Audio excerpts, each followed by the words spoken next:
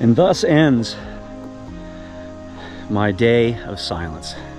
Greater than a day. Well, I slept, 8 hours of my day of silence. Why did I do a day of silence? Because, I don't know, I was watching a podcast about mental health. Just maintaining, mental health. Things that you can do. And one of the things I heard was a guy decided to take a day of silence. And it was so positive for him that he decided to take a day a month of silence. And they decided to take a day a week of silence. For a loquacious individual such as myself, that would be crazy. I don't think I could do that. That would do the opposite of good mental health. Anyway, truth be told, I broke my vow of silence up the trail here. I had to say good morning to somebody on the trail. They passed. But, what does silence do? Okay, back to the podcast. The reason he did this is he said that what happens is you start hearing things that you didn't hear before. You start seeing things you didn't see before. It just heightens other senses and things. All right. Okay. I can't say that in a day I've had some drastic change, but well, it was interesting, and you might be happy because yesterday's video and this morning's video were very quiet. All right, I'm about halfway to the turnaround. This trail's 34 miles long, and I think I'm about halfway to the end. One note, I've not been taking a lot of video while I've been riding because this trail, you need two hands. And of all things, I broke my GoPro mount this morning, so I'm taking everything handheld, and that's not good. I gotta be careful. I have not pedaled very much. I just looked at a map over here, and the map said that I've just descended about 2,000 feet. The end of today might be a challenge. Climbing 2,000 feet in 15 miles, that's not that bad. But if it gets up to 90 like it was yesterday, well, there you go. All right, let's get back to it.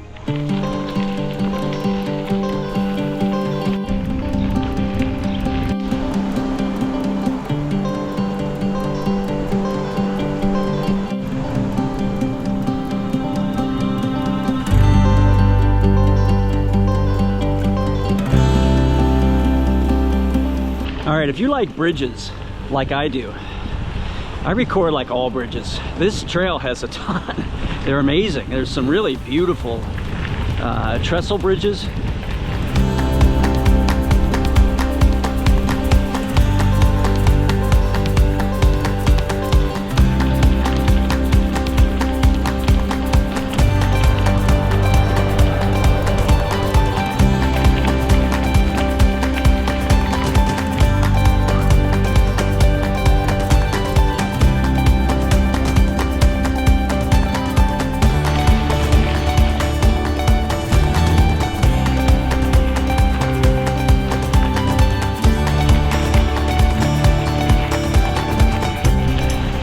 Damascus, what a great little town. It's beautiful. There's a lot of signs here. I didn't realize that this overlaps with the Appalachian Trail. I don't know why I thought the Appalachian Trail was further west, but nope. It goes right through here. I've seen a bunch of backpackers walking through. It's a possum. Aren't you supposed to be sleeping? What you doing? You don't look well.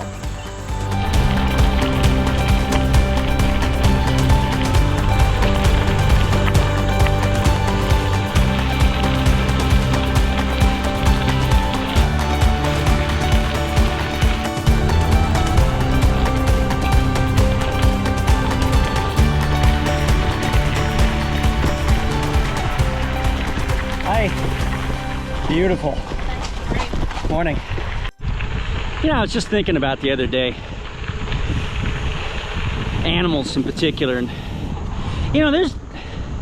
there's There's dumb animals out there. Turkeys are dumb, incredibly stupid. Deer, not terribly bright. But then there are animals that are incredibly smart. Horses. Horses are incredibly smart. So are dogs. You know, I've mentioned my son and daughter-in-law's dog, Sully. Sully, by the way, she is the official mascot for Ride Along Adventures. That dog is so smart. She, well, you know, she looks at what she wants you to do. If she wants to go out in the sunroom, she looks at the door and then looks back at you and then looks at the door. That's pretty smart. She walks over to the cabinet when she wants a treat. Smart dog. Why did I think about this? Oh yeah, the horses. Horses are smart animals.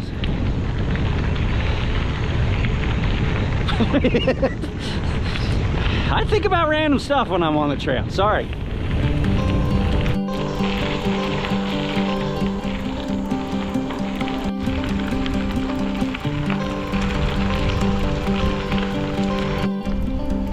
Alvarado Station.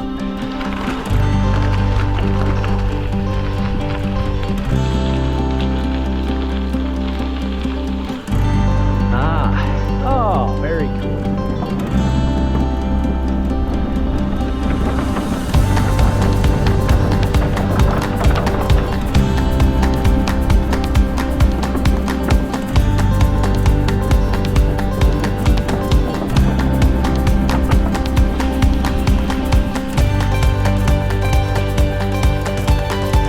Aren't you nice?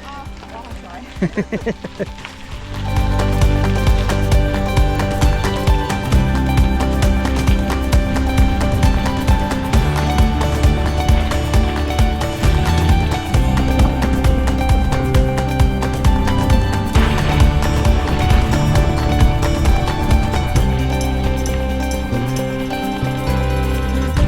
I love trike riders. I just love it. They're always happy. They're always smiling. I can't say that about all other cyclists, but I definitely, 100% of the time when I see a trike rider, they're smiling and happy. Good for them.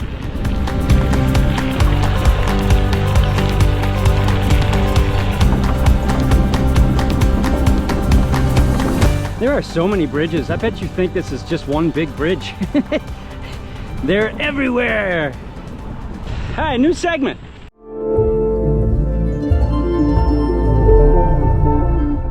I don't know what I'm gonna call it yet.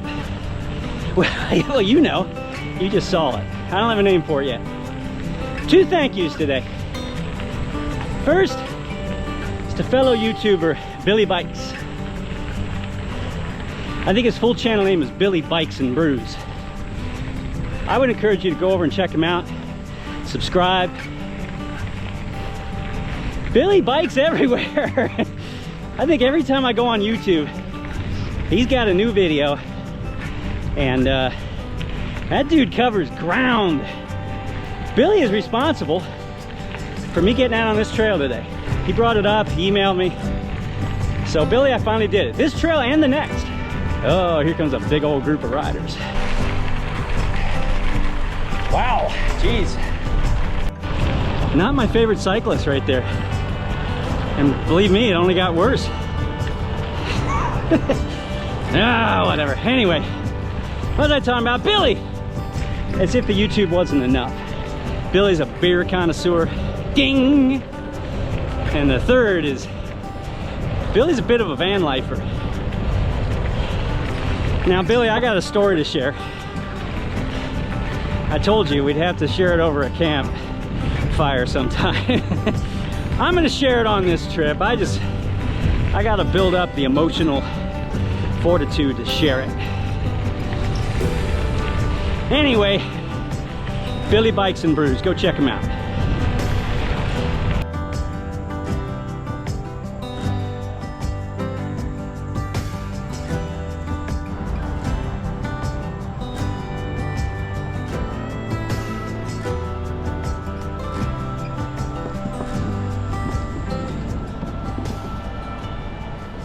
I turned around, headed back.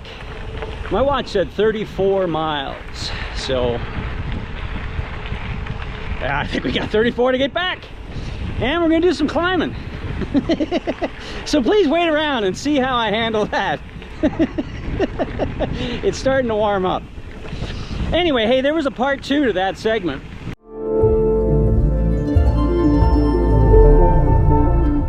A second thank you, a big thank you, and it's long overdue.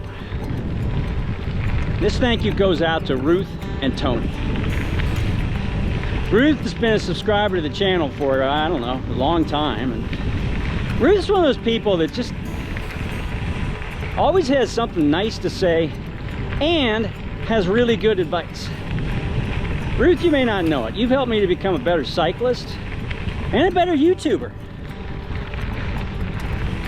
But that's not what the big thank you's for. That's a thank you. But the big thank you was Ruth and Tony became a daily dose. There's our trike riders again. It's awesome. Ruth and Tony became a daily dose of inspiration this summer. They live in the UK. They came over and rode across the United States. I believe they went from Washington, D.C. to Seattle. And following them, they're not YouTubers, but they're Instagrammers. And, well, it just became a daily thing for me. I get up in the morning, make a cup of coffee, go fire up Instagram and see what was up in the world of Ruth and Tony. Ruth took some beautiful photographs that were just, it was just inspirational to watch. I love it. I'm going to share an inside secret. Sorry, Ruth. Ruth says she's going to write a book about the trip. And Ruth, if that book doesn't come out, I'm going to have this channel bombard you with email. Bombard you with email to get that book written, because I bet you that was a heck of an experience. And so anyway, look, thank you for the daily inspiration. It was just awesome, and hats off to you. For those of you that think it's a long way to ride across the country, it's longer than you think. When I went out to Nebraska, I think Ruth and Tony had just gone through there about a week or two before I got there, because she was sharing some tips on, well, getting through there. And I drove. I drove to Nebraska. They rode to Nebraska. Those are two completely different things. So hats off to Ruth and Tony. You guys are amazing. Great trip. And thanks for sharing.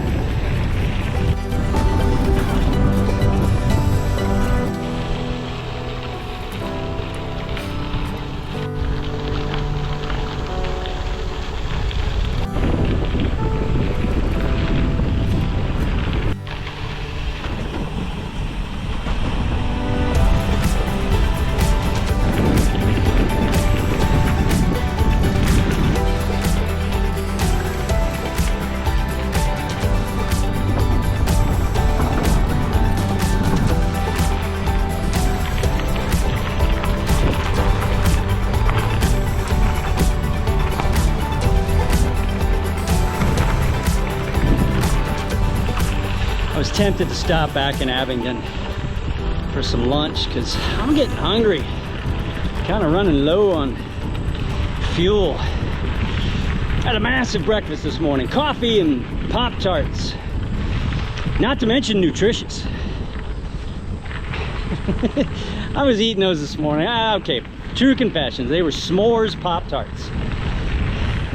Can't imagine anything less healthy. You know, do they even make the Pop-Tarts without frosting anymore? Remember when they were making an attempt at being healthy? Anybody watch the movie? The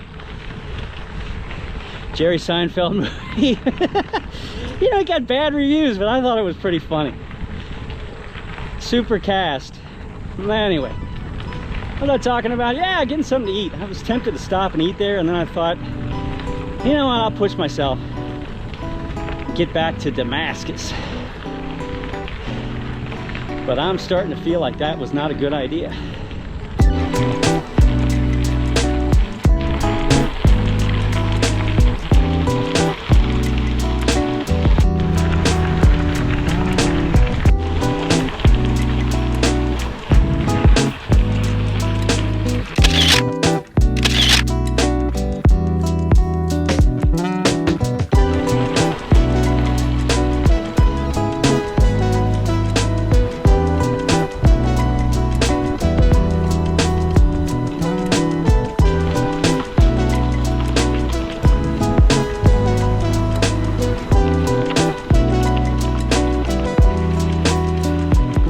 All right, you might not be able to tell.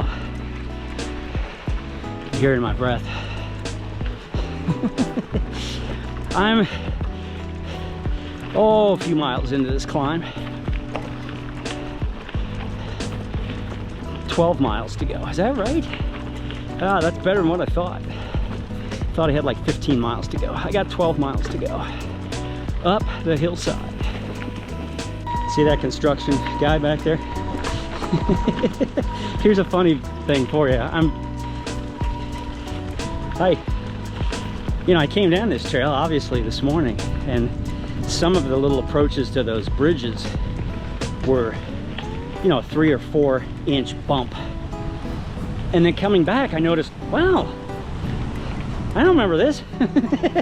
And then just stop and talk to that guy. He's filling in those spots. They're filling in, they're making the grade smoother over those bridges. How nice. Hats off. Forest Service, you guys rock.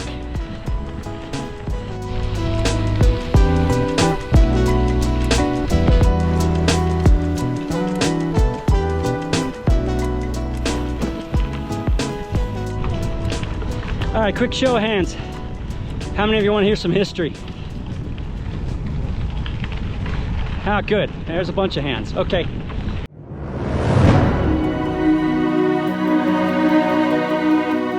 History here goes back as far as 17,000 to 18,000 years. That's archaeological artifacts and evidence. Why? Why were there so many people here? And by the way, we're not talking about, small tribes. We're talking about civilization, which I know some of you are going to email me. Say, Brian, what crackpot are you listening to now? I made the mistake of mentioning Graham Hancock in a video, and I don't think I'll ever live that down. Just for the record, I never said that I agreed with everything he said. I just said he was interesting. Graham Hancock, who some people think is just a crackpot. I think he's really interesting, and I think the stuff that he puts together is, well, I think it's fun to look into. Maybe I should mention, what's his name? Graham Carlson? All right, enough of that. There is archaeological evidence of civilization being here as far back as 17,000 years. I'm just regurgitating what I read, okay? Don't shoot the messenger. There were always a lot of people here. And how do they know? Well, they find archaeological evidence that there were people gathered here. They find evidence of structures and, collections and gathering of people. And just for the record, it's uncommon. When I was out in Missouri, I was reading about Cahokia. Same thing. Very uncommon. A city during a time when we thought there was really only hunter-gatherer nomadic tribes. Well, I'm not going to argue with you, okay? When the Jamestown settlers showed up, there were about 50,000 people living over in that area near Jamestown. And the historical record even before that demonstrated that there were large groups of people. We'll talk about Jamestown later, but that whole expedition was incredibly unprepared. And part of it is there were so many people, they figured they were going to come here and sort of trade and assimilate and you know, didn't happen. We'll talk about that in a couple days when we get over there. But there was a gentleman, Indian leader, I've heard his name pronounced two different ways, Powhatan and Powhatan. I like Powhatan better. He was a leader over 6 different Indian tribes. He had what really could be called a kingdom, about 50,000 people. Why did people gather here? Well, a lot of reasons. And I gotta catch my breath before I can tell you.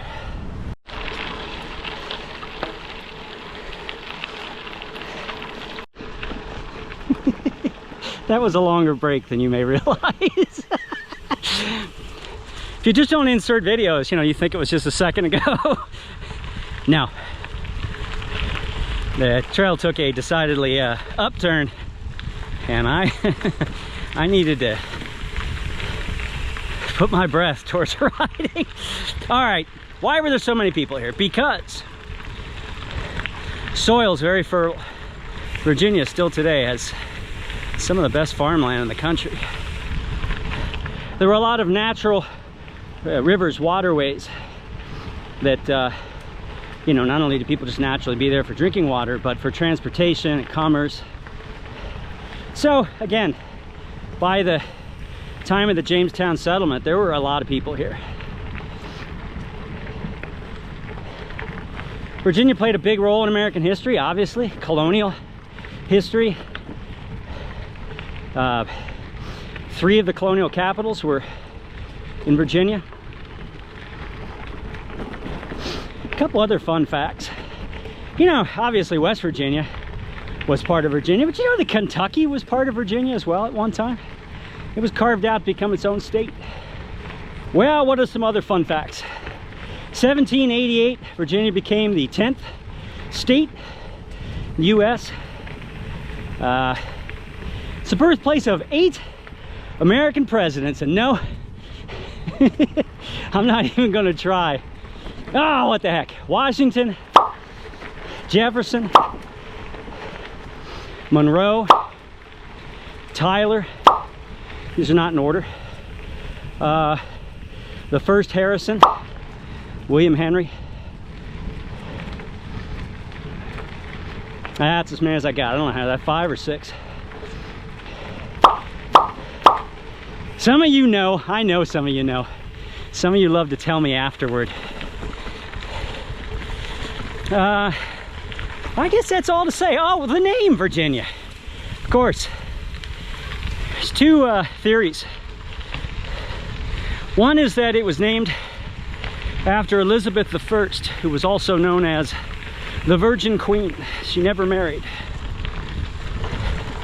But another theory is that there is an Algonquin word. I'll flash it up there. I'm not even going to try to pronounce it. But apparently sounded somewhat like Virginia. So today, whatever, there's about 9 million residents of this fine state.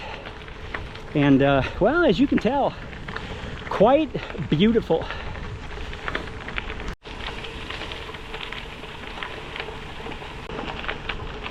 All right, I can't believe it, but I'm lost. I was just riding on this road thinking, I don't remember a road this nice. And I just came up to a corner and there's a bunch of little shacks. And a guy walked out and I said, this isn't the Virginia Cooper Trail, is it? And he said, no, go back down the hill, take a left. So while I was babbling about history, I somehow missed the turn. I missed that sign. And I went over there where those people are going. And I was supposed to go over there. You know, just this morning when I woke up, I said, man, I sure hope I get to climb 3 more miles today.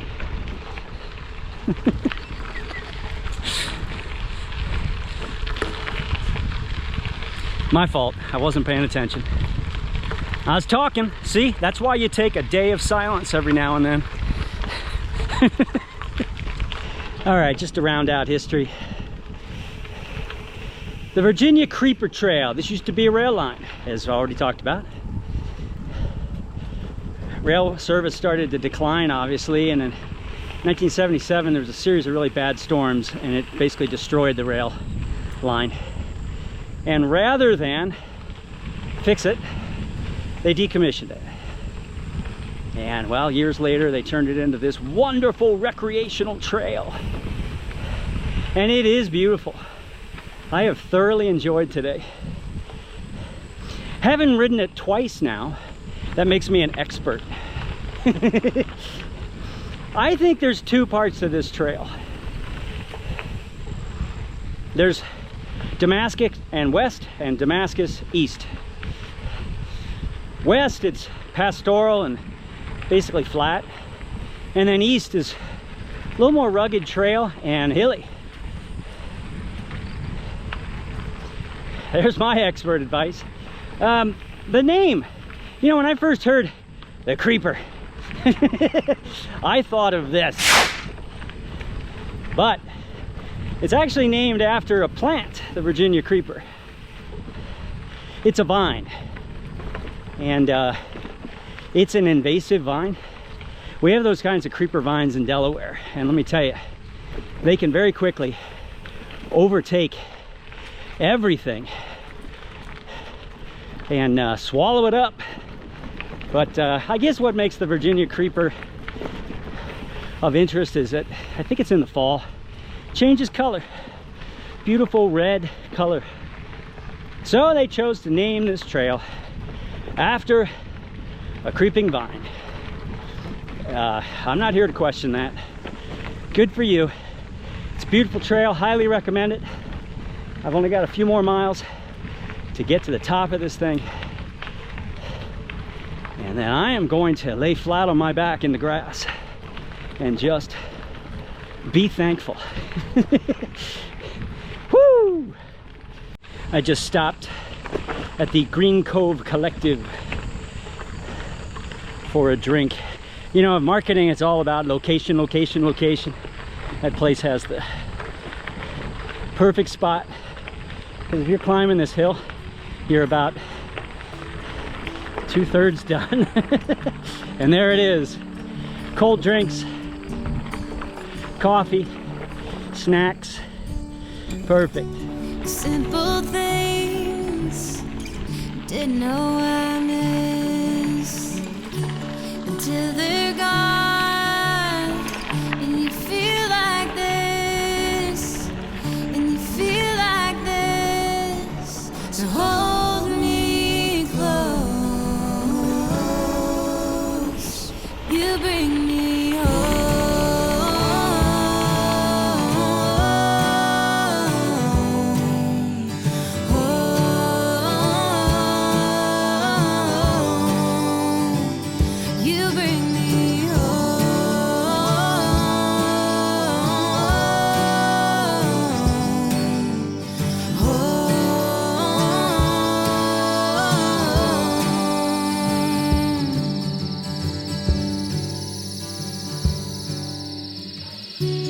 Happens when I see you. I feel the rush out of the blue, out of the blue. So don't let go. You bring me home.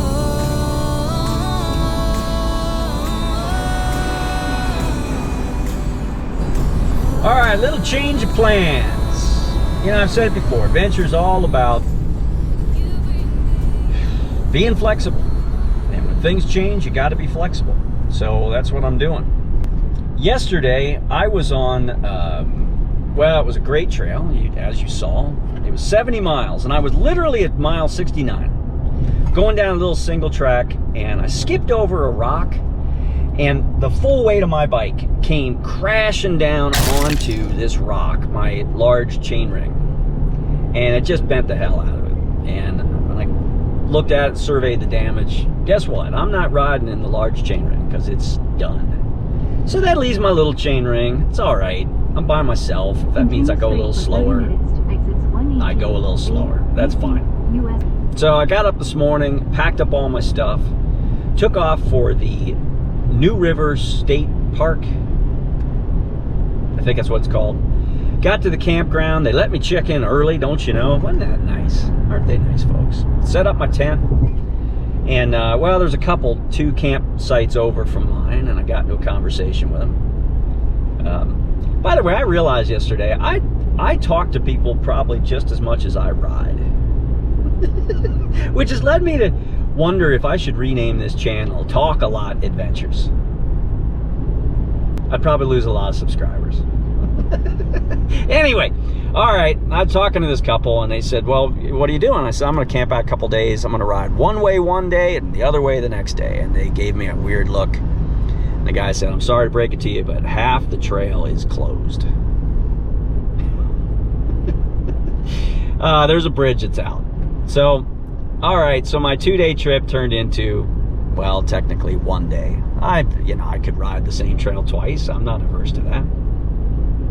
But then the thought came in my head, you know what, Brian, why don't you call a bike shop and see if they couldn't fix that chain ring? So I did, and that's where I'm at right now.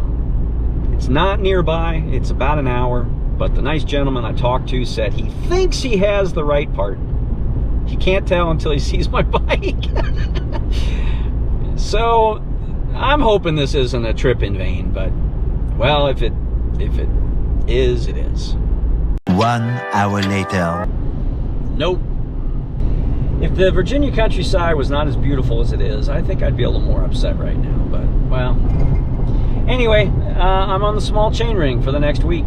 So if we happen to cross paths, be nice. Just go a little slower for me, all right?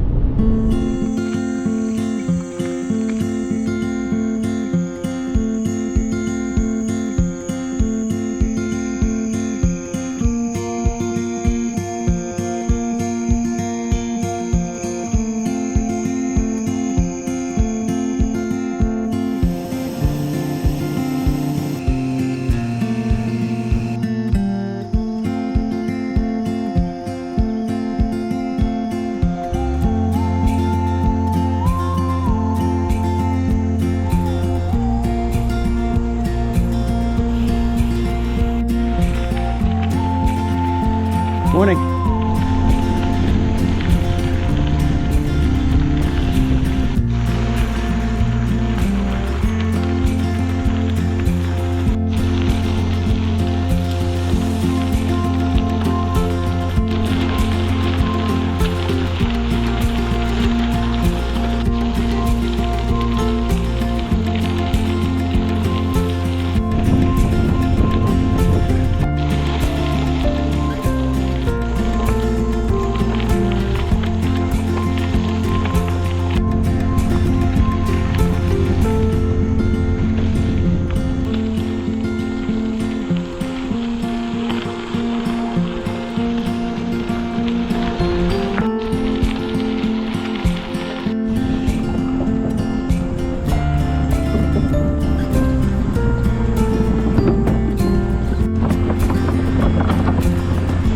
Good morning to you.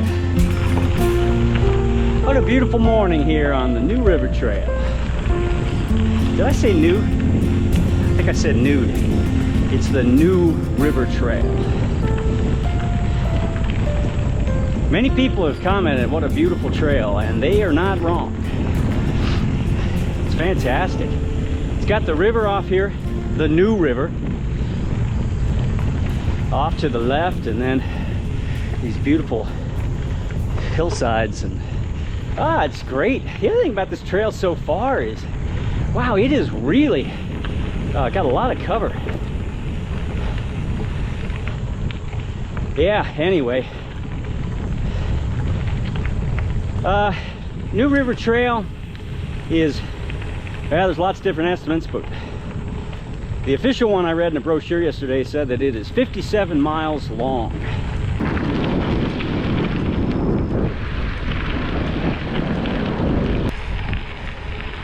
Alisonia. I had a great night last night. Capped off a not so great day. By the time I got back to the campground, it was mid mid-afternoon. Felt like I'd kind of wasted the day. I did a little riding. I didn't record it because I was in a foul mood. That does not make for good YouTube. Actually, would you like to see that? Would you like to see a video of just me in a foul mood the entire time? Having to bleep out words. Well, anyway, I sat around the fire last night, cooked up one of those dehydrated meals. Chicken and dumplings. I would say it was more like chicken and cardboard, but you know, some of those dehydrated meals, is that what you call them? Freeze dried? I don't know, whatever, you know what I'm talking about. I'm not going to mention the brand names because some of them are good and some of them aren't. I'd be interested in the comments below. Hint, hint. If you know of some that really you think taste really good, I'm all for, I'd love to know. Chicken and dumplings was all right. Listen, I ate it. I ate every bit of it because I was hungry, but well, anyway. Beautiful campground right along the river, and wow, what a peaceful sound. You know, it's funny, I was thinking last night, we buy sound machines to play that sound at night. It was extra strength. It just knocked me out. You know how I know it knocked me out? I brought a couple books on this trip to read by the campfire. By the way, if you're keeping score, I did go back and read Wuthering Heights, which, by the way, was not written by Jane Austen, but Emily Bronte, one of the Bronte sisters. And also, I enjoyed Wuthering Heights one night while eating a TV dinner. If you don't get that joke, you need to go back and watch the Cowboy Trail video. And I'm gonna end it right there.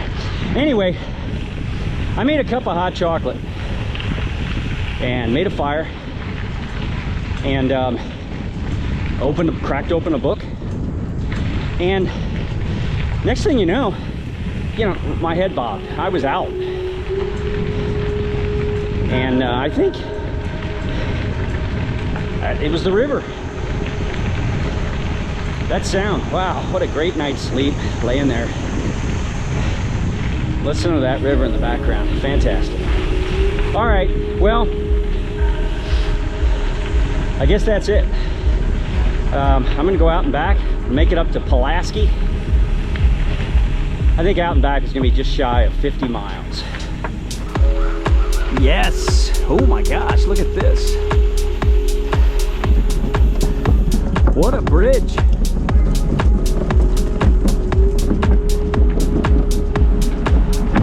Of course, that's a good sized river too.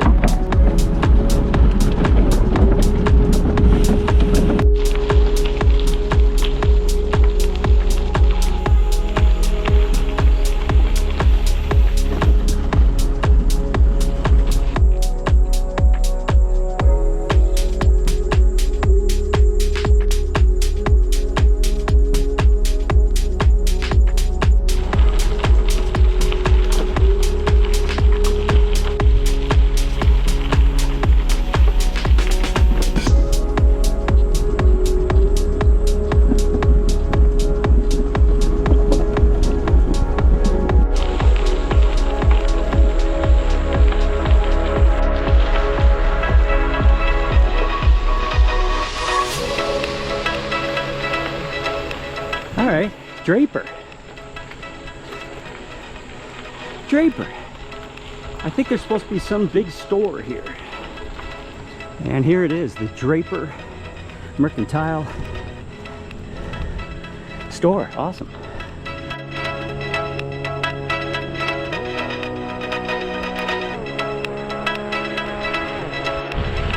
All right, that was incredibly cool. You know, I love little towns with their own vibe.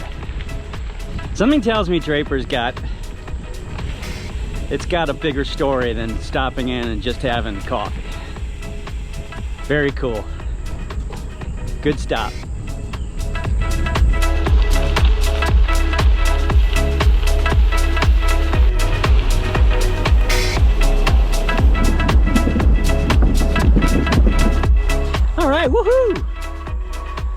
I'm at the end here.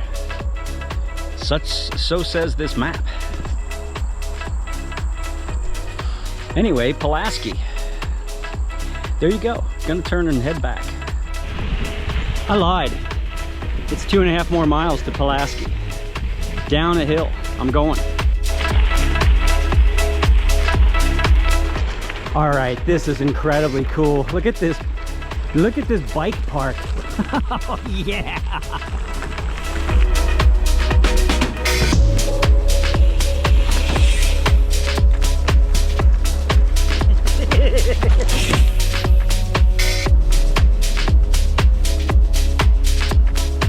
All right, I can't tell. Maybe this is the end. This trail is sort of just disappearing.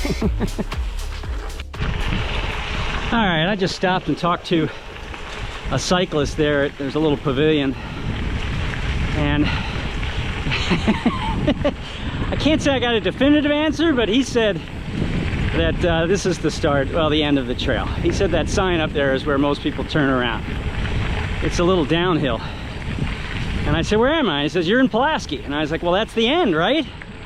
And he said, yes. So if I didn't make it to the end and you have, please let me know. But I turned around. I turned around for another reason. My phone just beeped at me and said there is severe weather. Really? Severe weather coming this afternoon. I don't have any reservations for tonight. The campground, there's nobody there, so my plan was that's sort of what I was going to do, was just camp out another night there. But if there's severe weather, again, I don't see anything, but if so, I may try to go indoors. I could use a shower. I really could. I bathed off in the river last night, but I need a little bit more substantial cleansing. Bathing in a river, you know, I spent my summers on a farm. We bathed in a creek, or if it rained, we bathed outside. All right, now I'm back to the sign. You may be asking, was it worth it to go 2.5 miles? Yeah, it was worth it. That's pretty cool. I think I made it. I don't know. Back we go.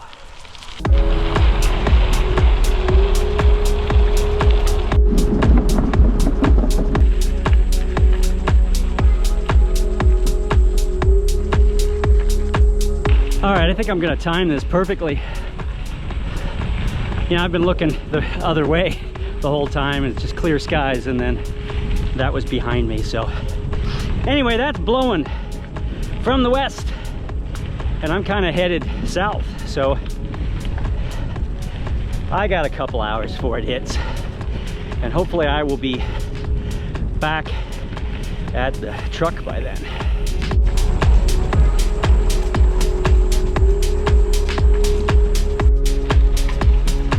All right, we're back at Draper. You know, I can tell I'm getting old is I think about the weather a lot. First thing I do in the morning is check the weather forecast. I never did that. I never did that years ago. Anyway, you can see I've been riding into that. And this morning it showed no bad weather, and then all of a sudden something's coming. I gotta get a move on. Oh, did you hear that? Okay, I seriously gotta get a move on.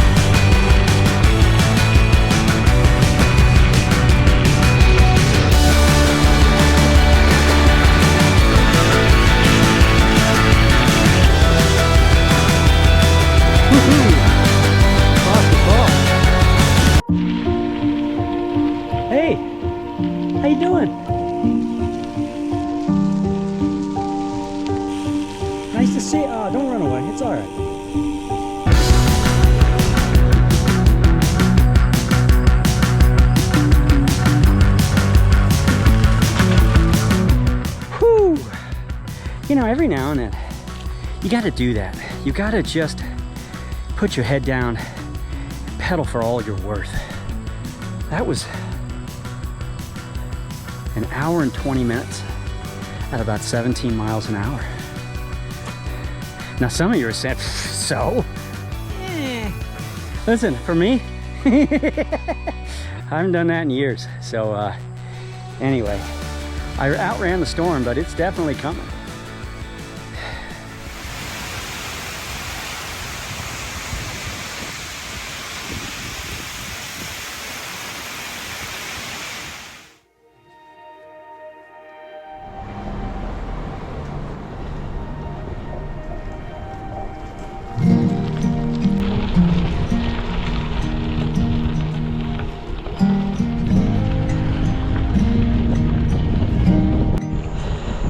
Hey, good afternoon.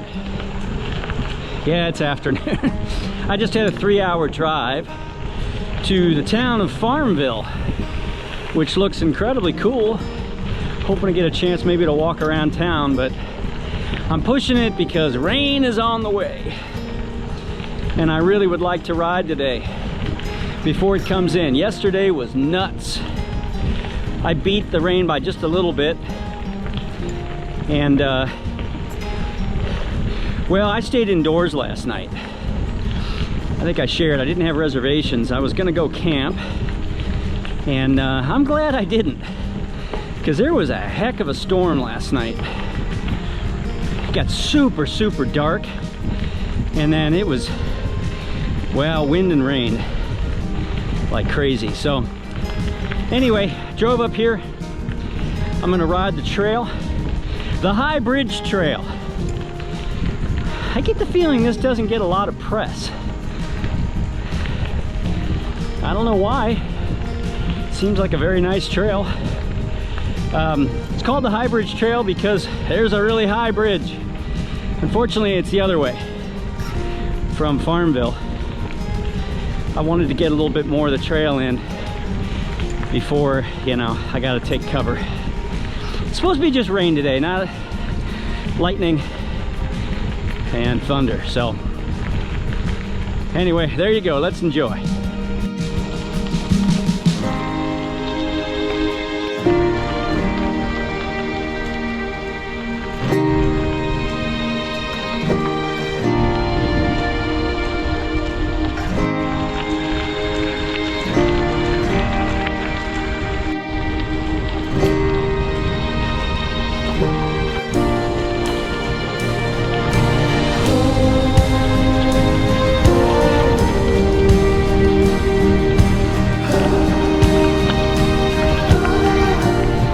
We're back in Farmville. I don't think I took very much footage going the other way.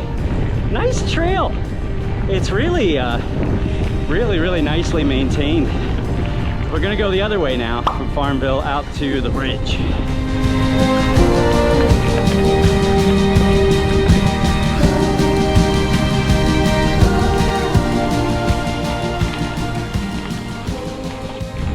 All right, who's ready for a frequently asked question?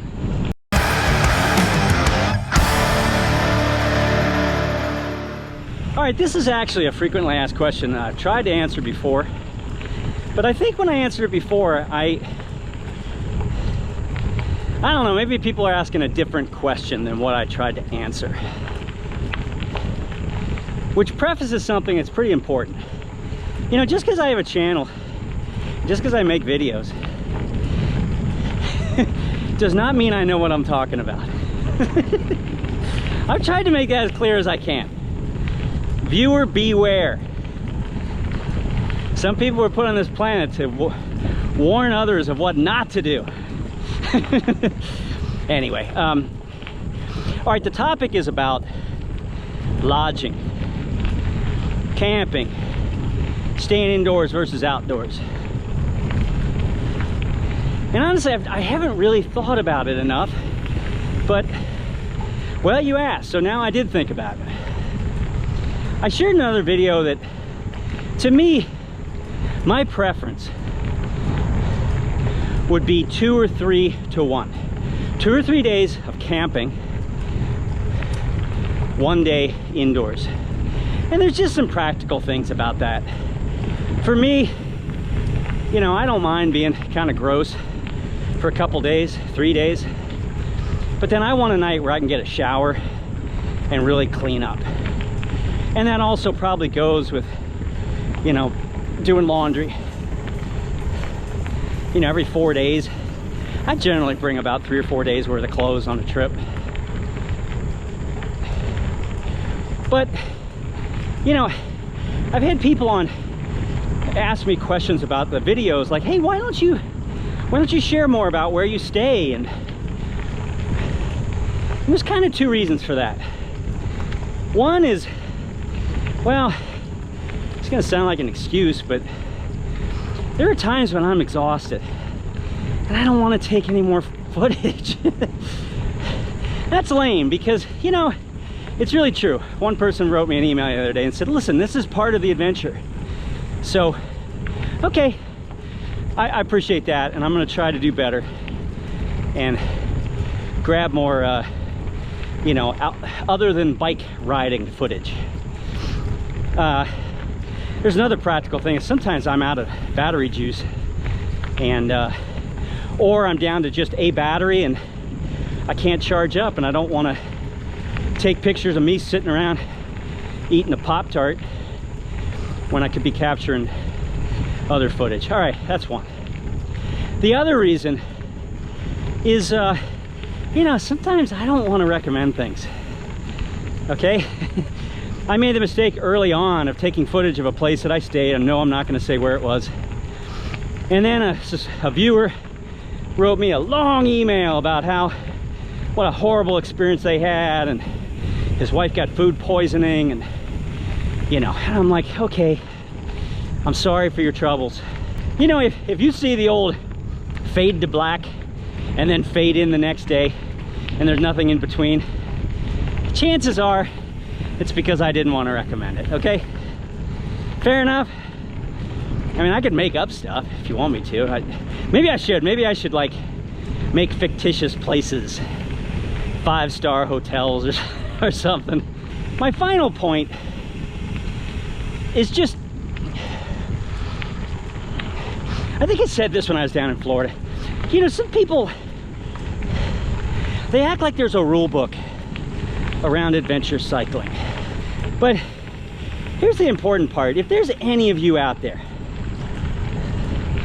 who feel reluctant to go on a bike adventure because, I don't know, you don't want to camp, you don't want to sleep on the ground, get caught in a rainstorm, it's okay. It's okay. You can have an incredible adventure and stay indoors every night. You don't have to camp if you don't want to. If you do love to camp, I love to camp. If you want to camp and you want to stay outdoors, that's great. But there's no rule book. All right? Adventure's so important, people. So important.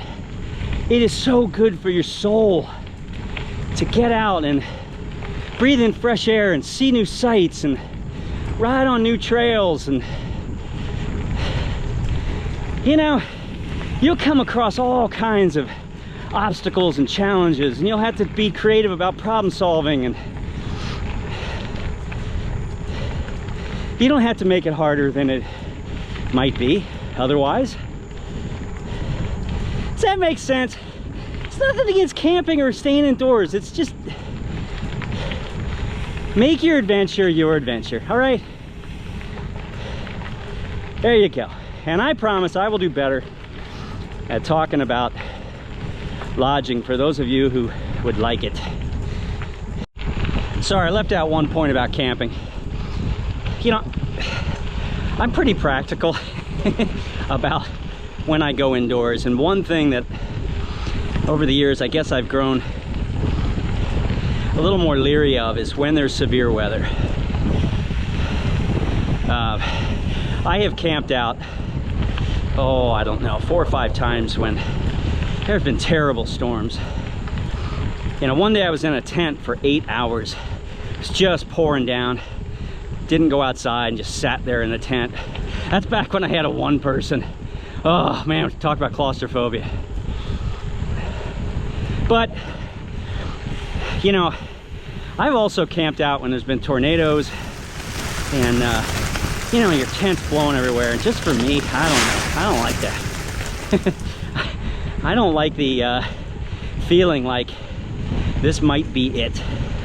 And I'm not trying to over dramatize it. I mean, one of my very first bike trips, I rode and stopped at a state park, and it was beautiful night, and then all of a sudden it's just all hell broke loose. And yeah, anyway, so you know, if there's an affordable option nearby like there was last night, the place I stayed last night was $20 more than the campsite I stayed in the night before. You know, and maybe that's the topic that some people want to discuss, is affordability. Because I get it. Staying indoors can get expensive. Well, unless you're like me and you're willing to stay in those flea bag. No, not flea bag. If there's anything in the comments about bed bugs at any point in history, I will not stay in that place. But maybe I'll do a video on that someday, about just tips on saving a few bucks here and there. Would you be interested in that? All right, here it is. Awesome. Wow.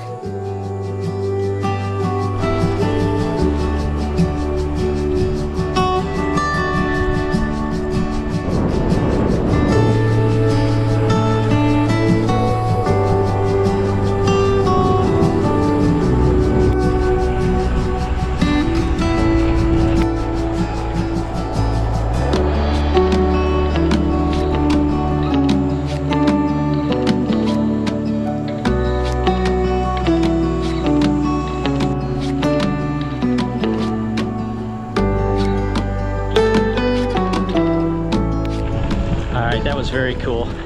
There's some really great history. That bridge was built in the 1850s, and it was unique in that it had a pedestrian walkway, which I guess was not as common for, you know, trade and whatnot, trains going across. Anyway, during the Civil War, it was of strategic importance to both sides, and I think both sides attempted to destroy it, but the only people that had any success were the Confederate troops.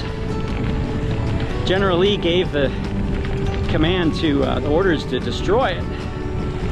And one account says they were shocked. The soldiers were shocked. Like, really? Like it was such a fixture and such a unique structure. Well, anyway, they delayed. And by the time they got down to it, they lit one little span on fire, and it didn't destroy it. The Union still got across. And the little footnote is that after Lee surrendered down the road here in the Potomacs, he turned around and gave an order to those same soldiers to get back there and rebuild it, because it was of super importance to the area. And well, there it is today. You can come out and ride your bike across it. All right, I don't think I've taken very much footage, but I'd like to go on the record. I like this little trail. Not bad, not bad at all. I mean, it's not gonna jump into my top 10. But I'll tell you what, if we had a trail like this in Delaware, I would be on it all the time.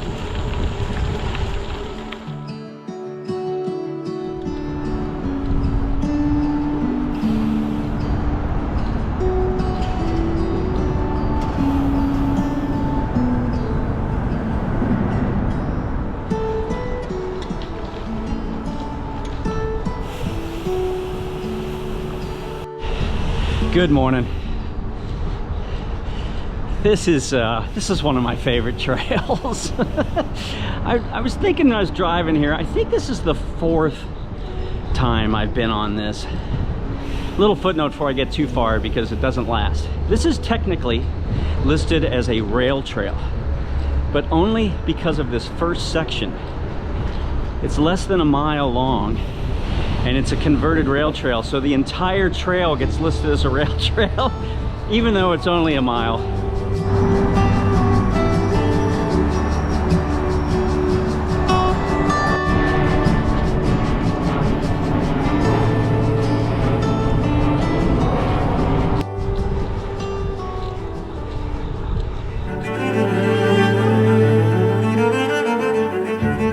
So this trail is about 53 miles long, and that gets you from Richmond to Jamestown, which is why they call it the Virginia Capital Trail. Jamestown was obviously the first capital. Richmond is the current capital, and the trail goes between. Now, I'm not going to go to Jamestown today. I'm going to cut off a little early and head over to Williamsburg, and then I'm going to do some out and backs. Don't let me get ahead of myself. That's tomorrow. But this is a favorite trail, and the reason is there's two things really predominantly I look for in trails: beauty and history. That's pretty much it. There's other things, but you know, when I rank models into the Bryan Hall of Fame, that's what I look for. This is some of the most beautiful countryside, rolling countryside, well, just about anywhere.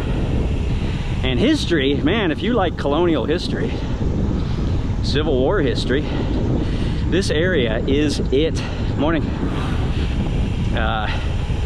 Amazing. We'll get to that. Let's enjoy. It's still early.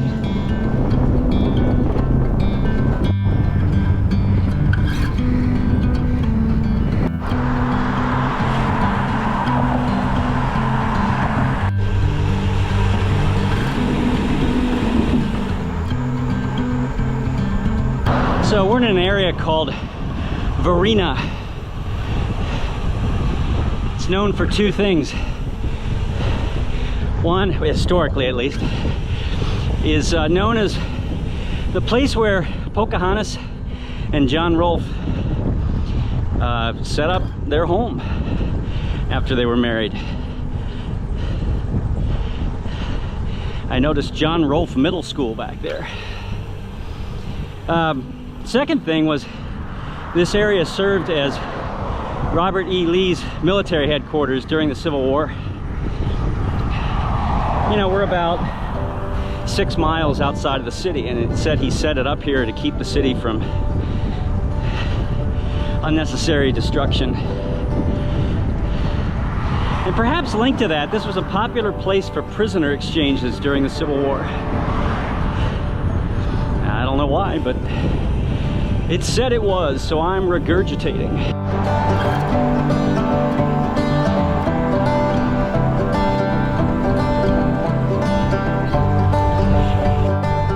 Special thanks to whoever maintains this trail, because it is definitely newly paved over. Beautiful. Wow, it's really nice.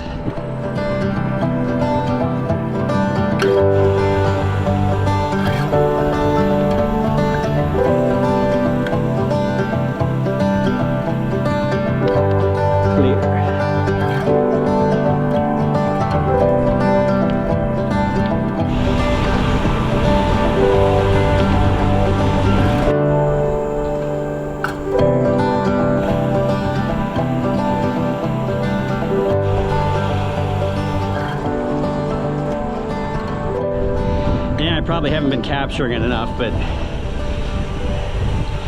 you know, this trail, in terms of waivers and people who say good morning, about 95%. Morning, morning, morning, morning, good morning, morning. Which reminds me of something I need to correct.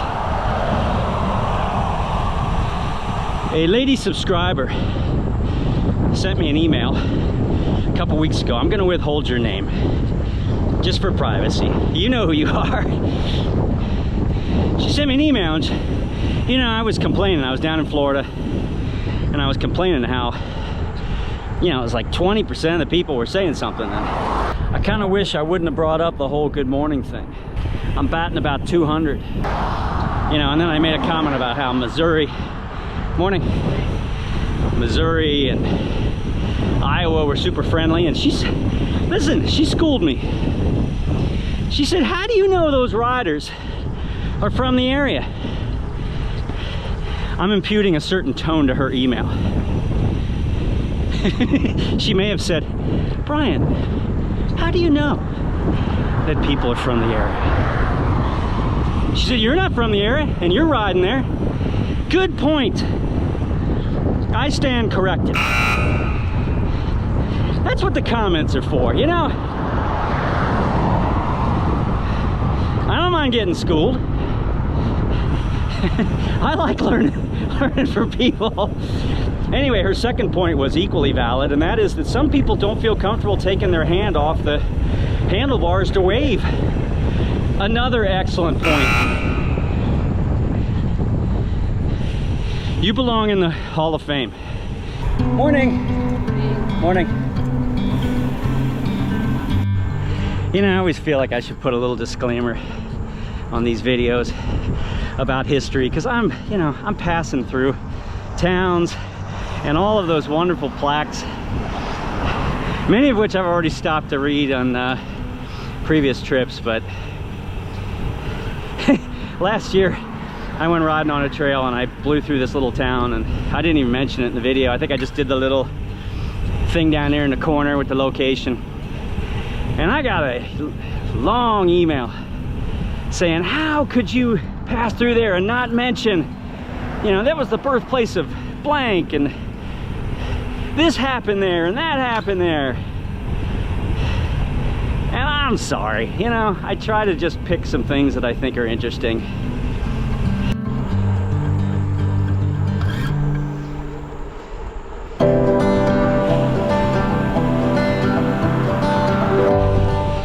Might not be able to tell. It's hot. It's 85. And it's about 10 o'clock. There was a pretty good storm last night. It rained for 2-3 hours. So the ground's really wet. There's like a steam coming off the ground that, wow. Morning. There's a chance of rain today too, which I don't know, it might be nice to change of pace, because yeah, it's really muggy. That's awesome. Nice job. Morning.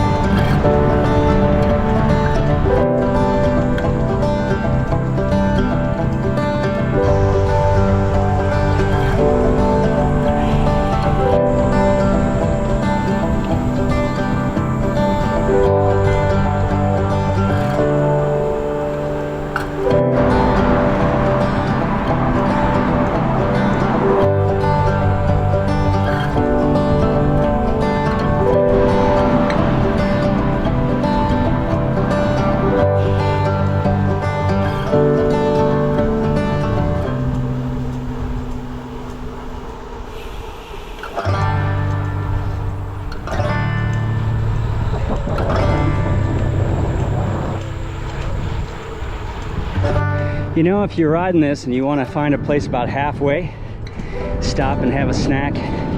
Indian Fields Tavern. Not too many people out. I think it's too hot today.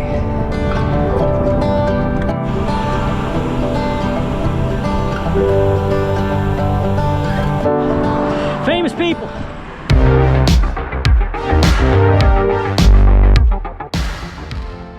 All right, look, there's so many famous people from Virginia. There's no way to no way to do it justice, but following the theme of recent videos, Lewis and Clark, both Virginians. While we're talking about Clark, Roy Clark,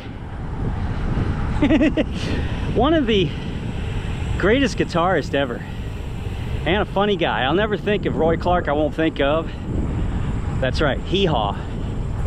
My Kentucky granny, when Hee Haw came on, it was time for the children to shut up and enjoy Hee Haw. Unlike my other grandmother, she had the same thing, but that was Lawrence Welk.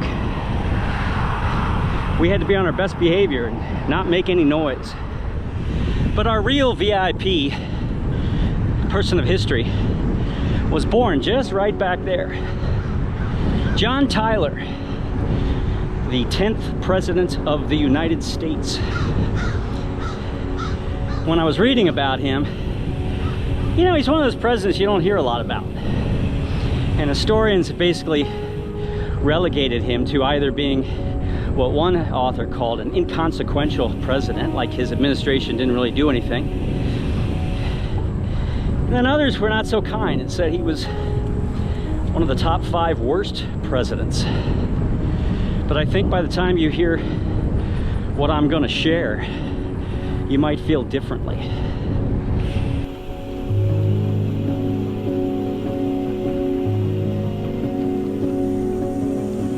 One of those buildings is the Charles City Courthouse. I don't know which one. They all look the same. All right, let's get down to business. John Tyler. John Tyler's father was governor, which I'm sure led to a lot of connections and access, education, other things. John Tyler studied law, and at the tender age of 19, became a lawyer. I was too young to become a lawyer, but there's accounts that say that he lied about his age, and there's others that say the judge looked the other way, admitted him to the bar at the age of 19, where he began practicing law. He got into politics as a state legislator, also governor, and as a U.S. senator. But through a sequence of events that could be a story all by itself, he became William Henry Harrison's vice president.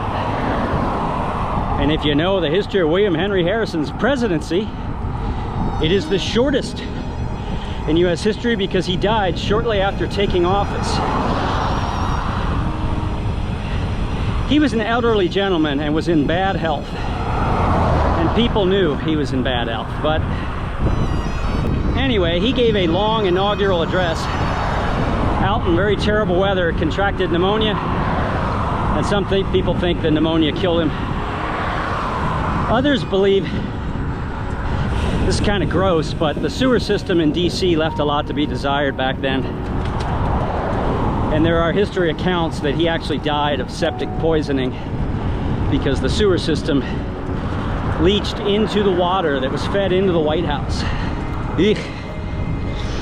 Well, anyway, probably the most interesting thing about his presidency was it was the first time that the young country had to deal with the succession provisions in the Constitution.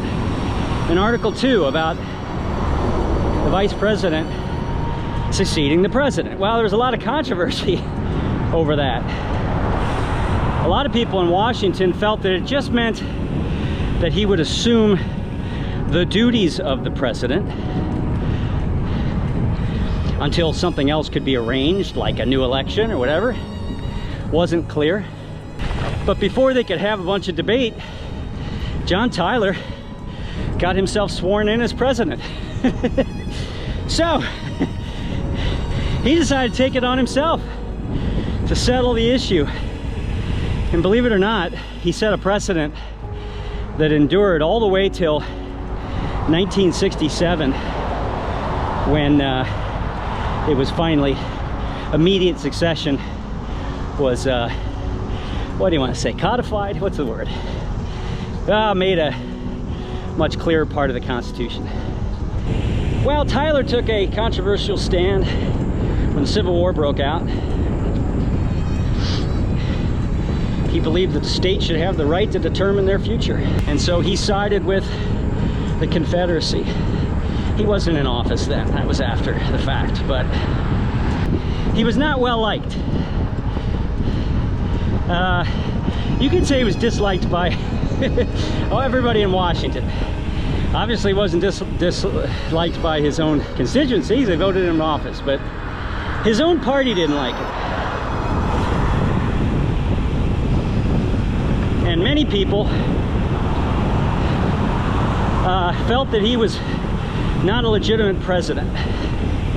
I guess it's sort of a funny story that if mail or correspondence came to the White House addressed to the vice president, he would return to sender.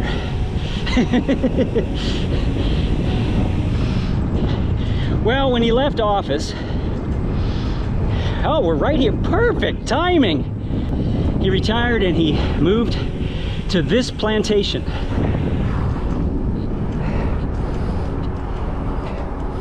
Back on that drive was his home, and it's pretty far back there. Hi, it's pretty far back there. That is where he lived out his days. He called this area Sherwood Forest after Robin Hood because he viewed himself as an outlaw, and he was sort of banished out into the woods, sort of like Robin Hood, by his own people. So when you pass through this area, Sherwood Forest, think of John Tyler. In fact, I didn't point it out, but you know, this trail follows along Highway 5, which is otherwise known as the John Tyler Memorial Highway. Sorry, one last footnote. This is a little factoid. John Tyler was married twice. His second wife was young, and he was well advanced in years. John Tyler had 15 children. Hi, how you doing? He had 15 children. Hi.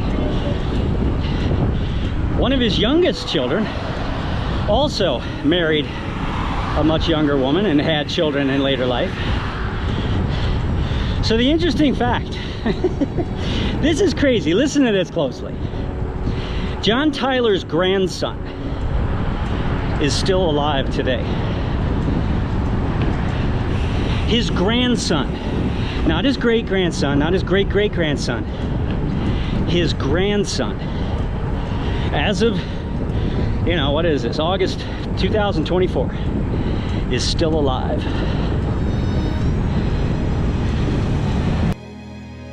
And I don't know about you, but I never see a picture of John Tyler that I don't immediately think of Phil Liggett.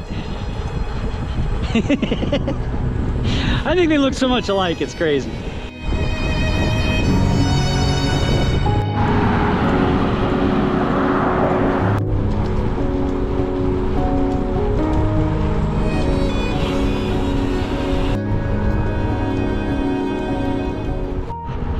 It's hot.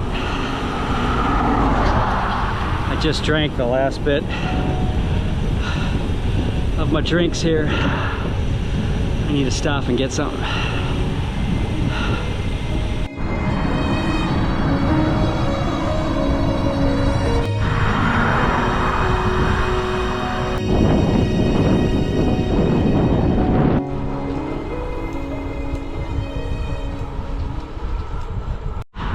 All right, I'm going to introduce a new segment. This is a time for me to lightheartedly confess my cycling sins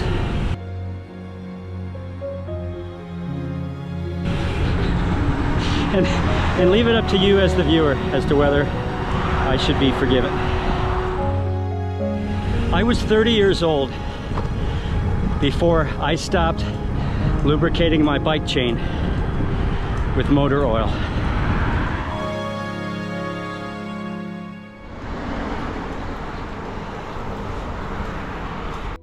Ah, this is where the trail diverts. That is what goes down to Jamestown.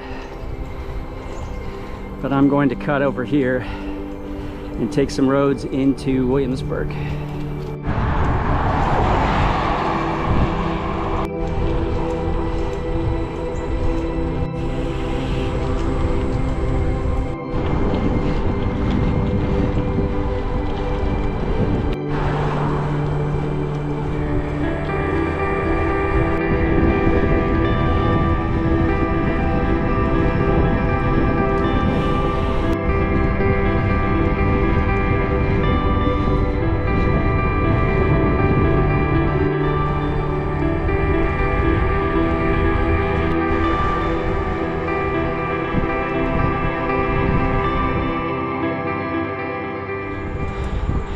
good morning. Wow. Why is it so foggy? All right, maybe that's better. Well, I started this morning by screwing up. Last night before I went to bed, I checked the forecast. The rain is coming. There's some big storms. But it said they weren't going to be here until 3 or 4 in the afternoon. So I was just sitting there having an extra cup of coffee, enjoying the morning. And well, I didn't realize that they updated the forecast, and now rain is supposed to be here in a couple hours. So I jumped on my bike and took off because I really want to go down and see Jamestown today. It is such a cool place to visit, and so that's what we're gonna do. And if we run into rain, well, you know what? That's life.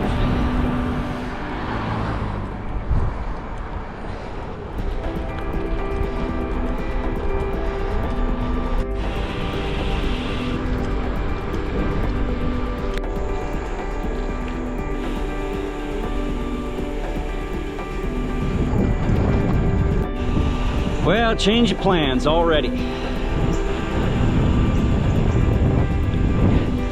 I was going to ride the beautiful Colonial Parkway down to Jamestown. Jeez. Oh, this is life. This is just life. Parkway's closed. So I was going to share all kinds of history about it, but you know what? If you're going to close it on me, I'm not going to share anything. All right, very quickly. Colonial Parkway was created back in the 40s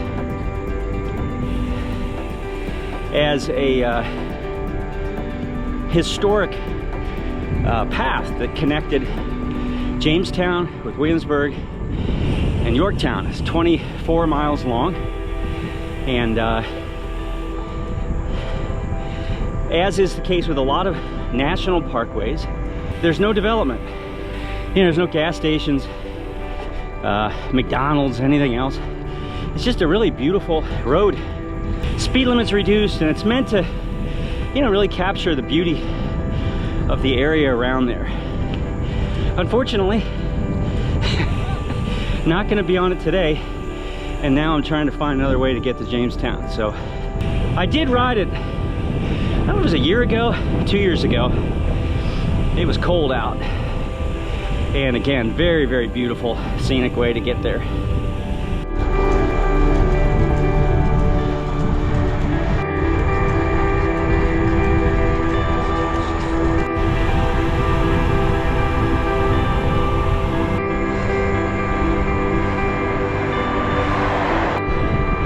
All right, I just stopped a little bit ago. Saw an officer parked, and I stopped to ask him the best way would be to get there. Turns out he's a cyclist also. And I gave him my little business card with my YouTube channel. So officer, if you're watching this, thank you. This is not only a nice way to go, it's really scenic too. You know, the byways were created to highlight the beauty of the environment around them. These roads here are, well, they're all very nice. So anyway, thank you. I think I got another 3 or 4 miles to go. It's not far. Jamestown's only about 10 miles via the Parkway. So it was never going to be a long bike day, but with the little detours here, I don't know. I guess we'll see how long it takes. All right, I finally got off the main road. I try not to record talking on busy roads for safety's sake, but anyway, let's dive in. 2 famous people today. One is Chief Powhatan. Was an incredibly powerful leader among the Native Americans. He took over after the passing of his father, his father had pulled together 5 or 6 main tribes into a confederacy. And, you know, the goal was to bring about peace and settle disputes. And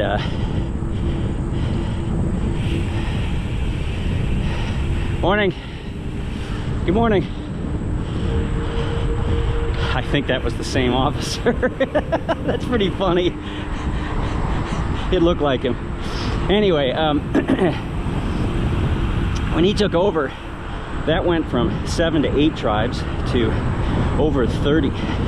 And it was incredibly powerful. It was called the Powhatan Confederacy. At least that's what historians call it. They didn't have t-shirts and, you know.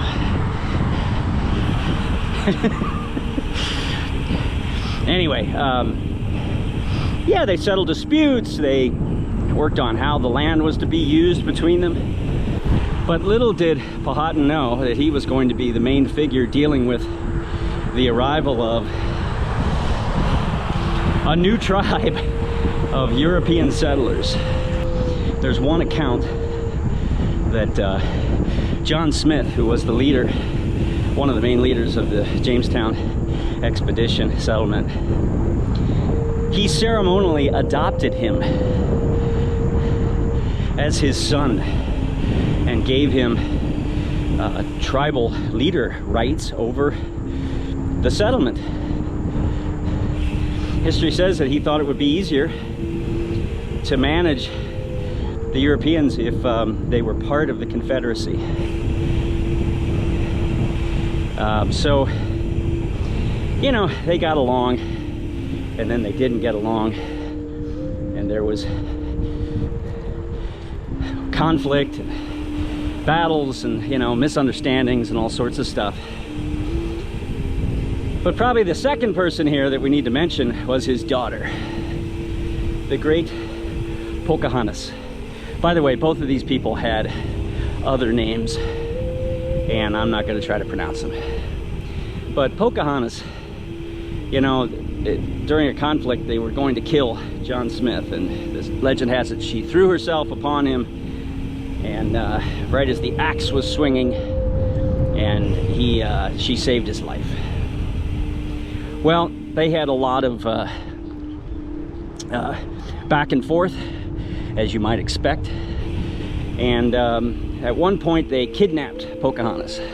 Well, they held her hostage, but during her time of being held hostage, legend has it she fell in love with John Rolfe, and they got married. She traveled back to England, where she was a celebrity, and well, she became a very outspoken person for developing understanding between the Europeans and the Native Americans. Quite a woman. There's some great biographies out there about her that I just found fascinating. Too much to share right now. She must have been an extraordinary person in terms of her adaptability, her curiosity. Anyway, those are our 2 famous people of the day.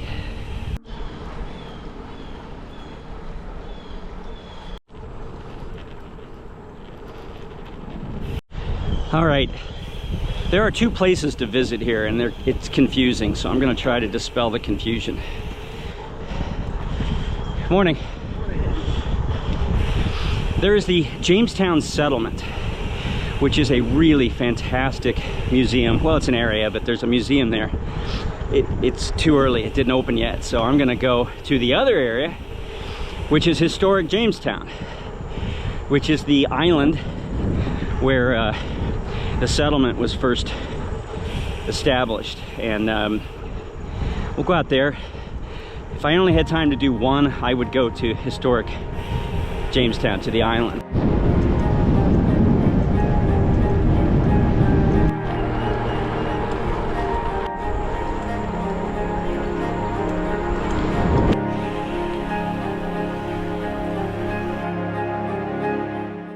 So I'm going to bypass the really cool museum in there only because I'm trying to beat the rain and get outdoors and see what I can.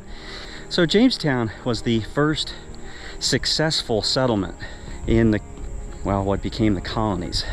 And I say that and there's a footnote, because as you know, south, down in St. Augustine, the Spanish had already, well, created a fort and a city, and by the time people were arriving here, that place was almost 100 years old. Now, you say successful settlement, you got to put the bunny ears around that, because success, fewer than 20% of the settlers who came here survived the first year. It was brutal. And, well, they did some things that were, I don't know, kind of crazy. A lot of the people that first came were, it could be considered aristocrats. And they weren't used to hard labor. They weren't used to working as hard as it would take, back-breaking work to establish a settlement. They also landed here too late in the season to plant anything. So they starved. They were reliant on supply ships. And some of those supply ships went down in storms. Some of the supply ships were commandeered by other people, and they didn't arrive. And so the first settlers here had a very, very super tough time of it. And as I said earlier, there was a lot of conflict with the Native American population between both of them, misunderstandings. And so you'll see here the site of this settlement, they were often locked into a very, very small space, which led towards all sorts of other challenges like disease and other issues. But during times of peace, it was beautiful, and during times of conflict, this was a well, challenging environment. So anyway, this area is an archaeological site now. They're doing a lot of restoration, and I believe the only really surviving structure is the church here, which we'll go over and see in a moment.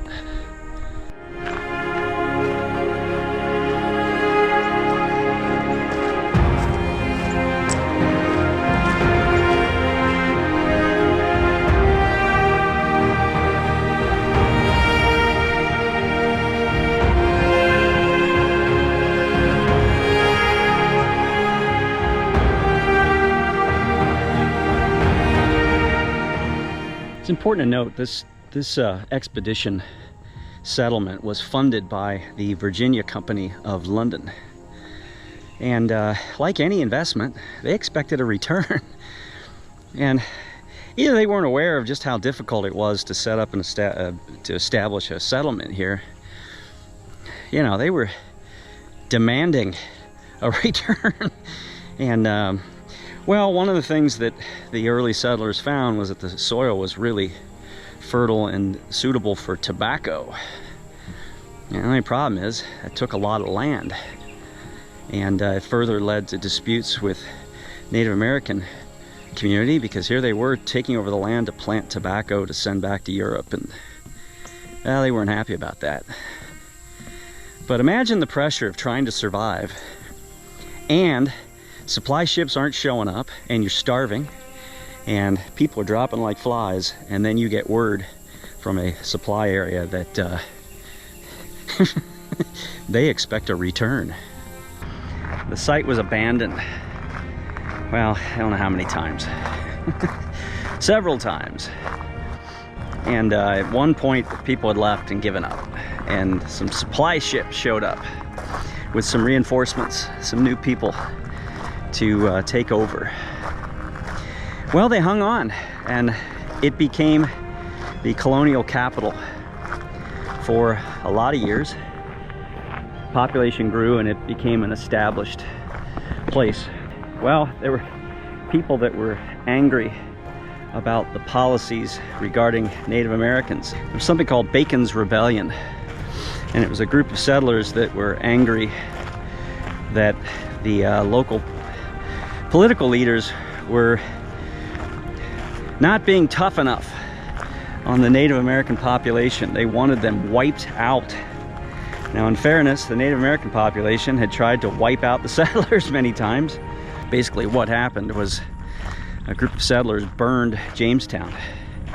Go figure. All those years of trying to establish something, and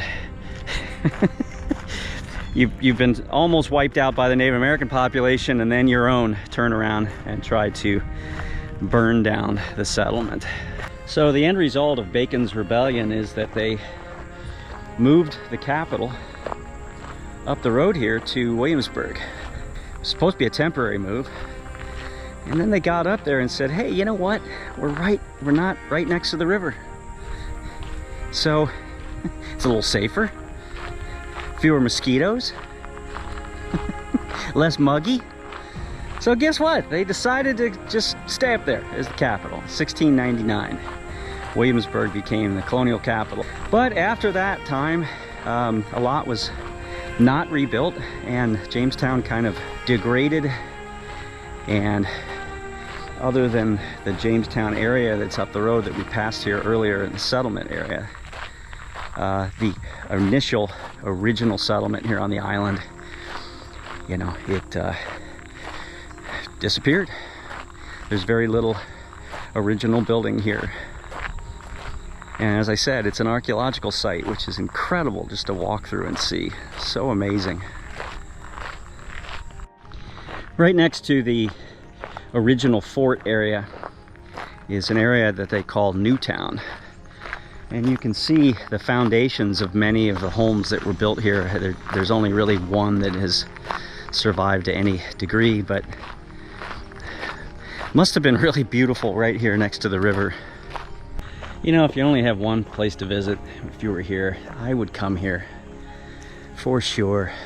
I don't know, it's incredible to walk in a place where you realize that 400 years ago, people were trying to eke out an existence, and they did. They lived here, and they had hopes and dreams and aspirations, and even though it's just crumbling foundations right now, this is where so much of it began for our country. You can feel it. You can feel the history here. There's also some little bike trails here on Jamestown Island. A couple loops. Sorry, I think I said bike loop. This is just a vehicle loop. There's a 3-mile and a 5-mile option here.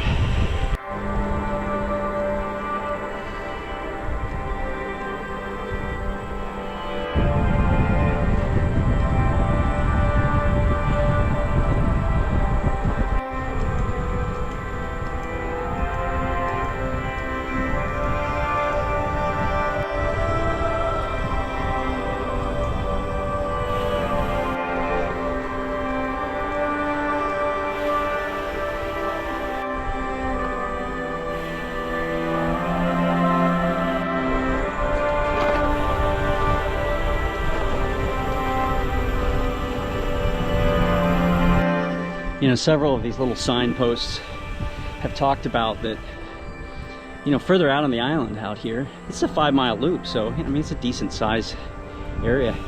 There were a lot of suburbs to Jamestown, and of course they're all gone. Every once in a while you'll see some stones kind of sticking up out of the ground, maybe a foundation here and there.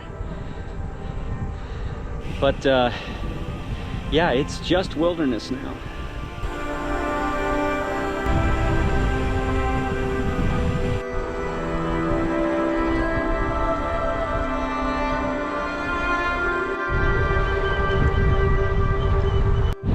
There's a super thought-provoking plaque back there that wanted to remind us. You know, we think of democracy, and I think some people jump to like Philadelphia with drafting the Declaration of Independence or Constitution, or maybe DC with establishment of a formal national government center. But anyway, this plaque wanted to remind us that government started back there. I'm sorry, I just left the island. These principles of, well, at least American democracy, of by, for the people. They started there. And I can't help but reflect on the fact that, you know, when our backs are against the wall, it's amazing how unified we can become. You know, these settlers trying to survive, suddenly the principles of government come out to be very focused on respecting human existence and human beings. And then we get affluent and comfortable, and then we have a hard time getting along. I shouldn't laugh, that's not really funny.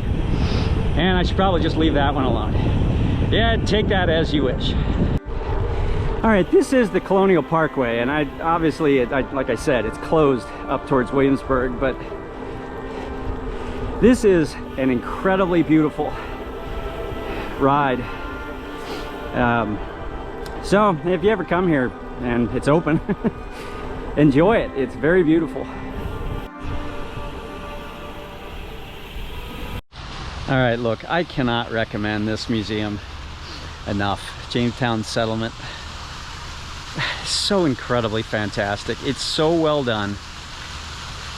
I've spent a long time in there. You can get lost really easily. There's just so many great exhibits. Pocahontas must have been an amazing, amazing person. I'm gonna leave some links in the description below. I noticed there's some really good content on YouTube even about her. And of course, a lot of it's legend and apocryphal, but taking it at face value, she's depicted in so many different ways. The photos in the museum itself were just amazing. You know, everything from like a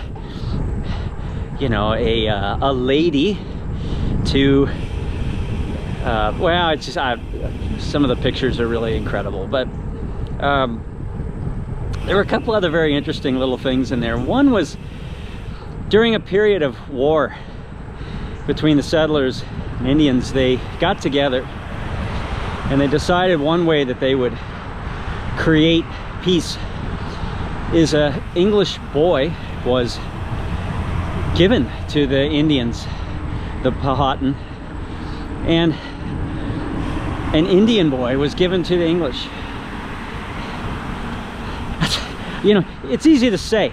Imagine being a family that you've just given your child to, you know, the other side.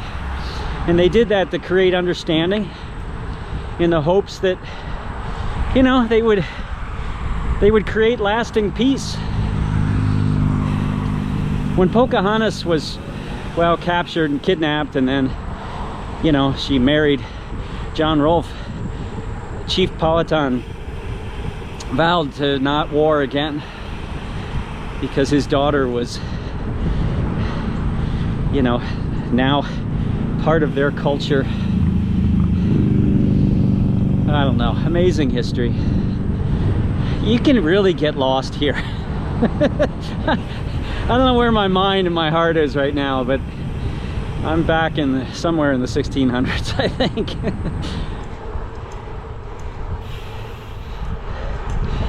And it's just shy of 30 miles. I did have a few detours and I backtracked a little bit, but that's a reasonable day's cycling. I'm gonna go on foot and walk around Williamsburg, and then tomorrow I'm gonna go the other way if the Colonial Parkway is open and head over to Yorktown and back. That should be about the same distance as today.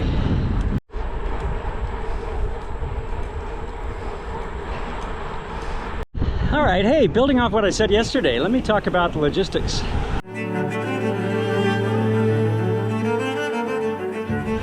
So there is a campground north of Williamsburg. I think it's more of an RV park. When you look at a campground and it says $50 a site, I think you're dealing with an RV park, not a tent camping spot. So I found a place that was $65. That is basically just a roadway in right outside of the colonial area, and it's nice. I'd recommend it. Last night was quiet, It's clean, it's inexpensive, and again, it's very nearby.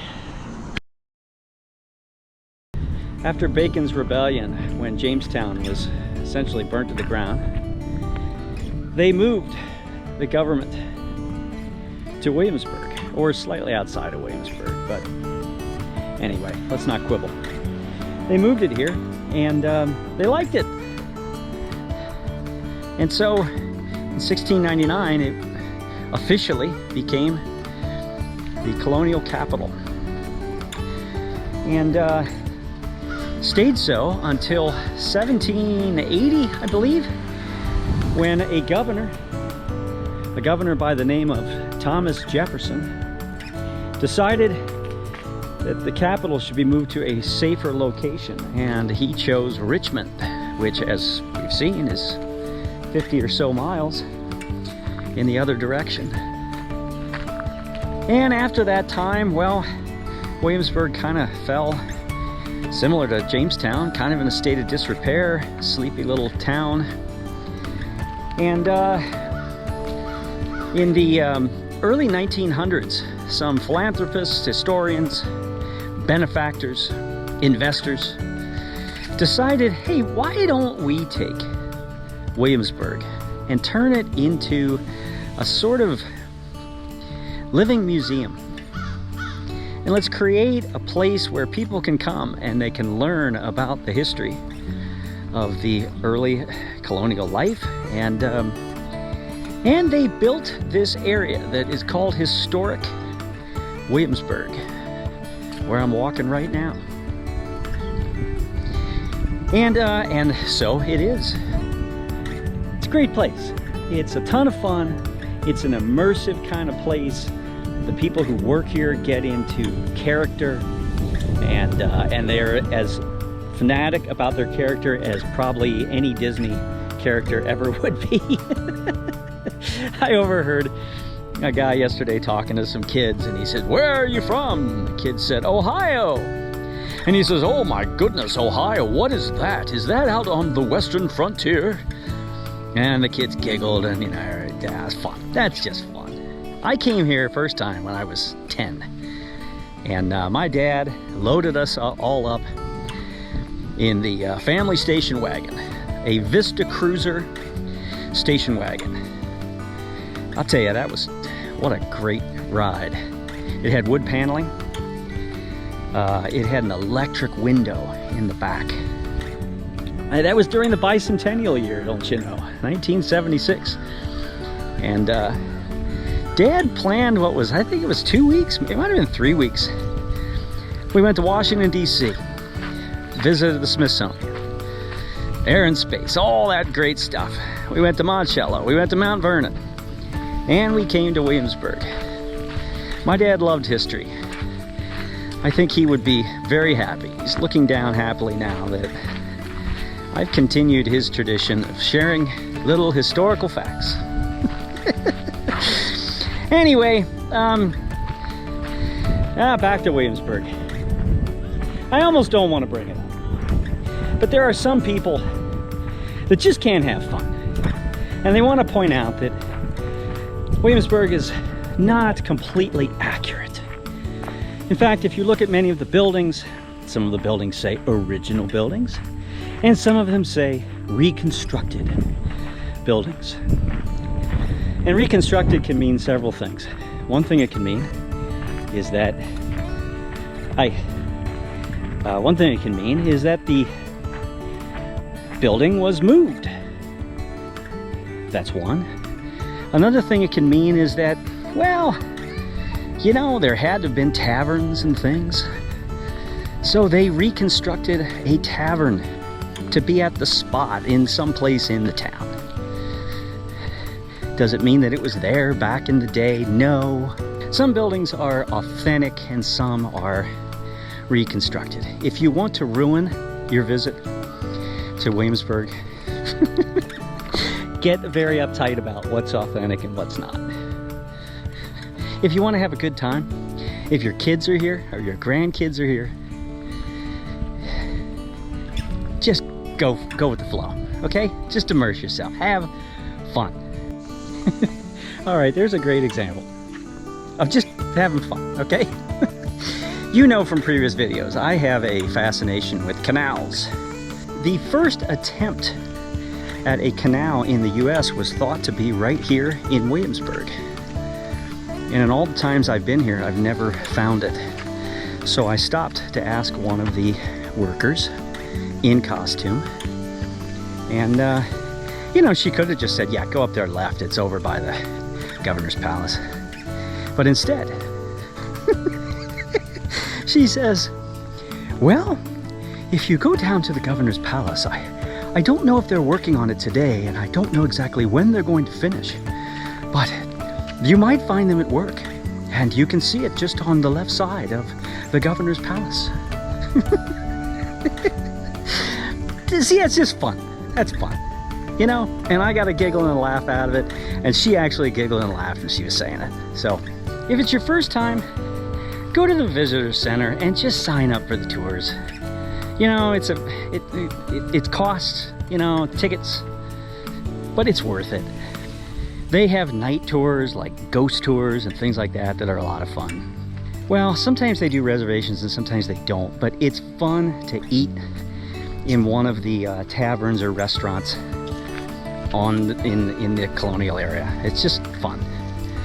Dinner time, if it's dark out, it's candle lit. You know, again, the characters and people that work there make it a lot of fun. Is if you got a little extra money,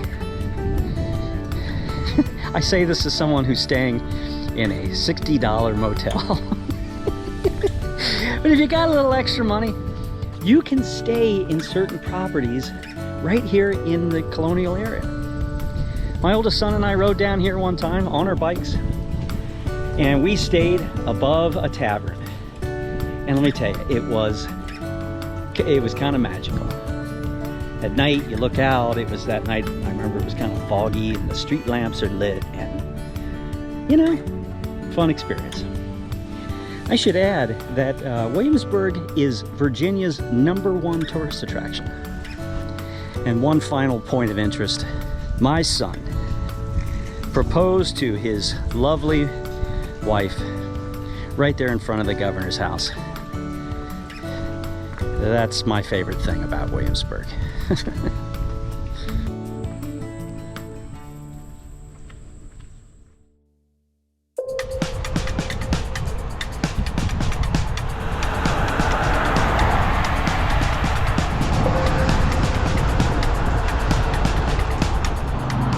Alright, take a break. I don't know about you, riding on these roads like this, I just got to pull over for a while, get back to my senses. Of course, while I'm recording this, there's no traffic. And it's been crazy traffic.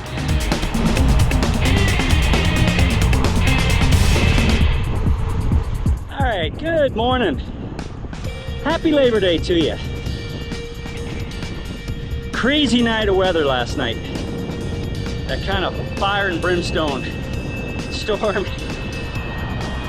Wind, lightning, rain, all to the extreme. Kind of got the tail end of it right now. And it's supposed to be iffy, clear up into the afternoon, but I just couldn't sit around. It would have been the third time I had to give up seeing Yorktown. And I didn't want to do it. So I'm braving these roads. It's probably not smart to get out to Yorktown and enjoy all there is to see there historically. We'll get to that later. Let's just stay alive for now.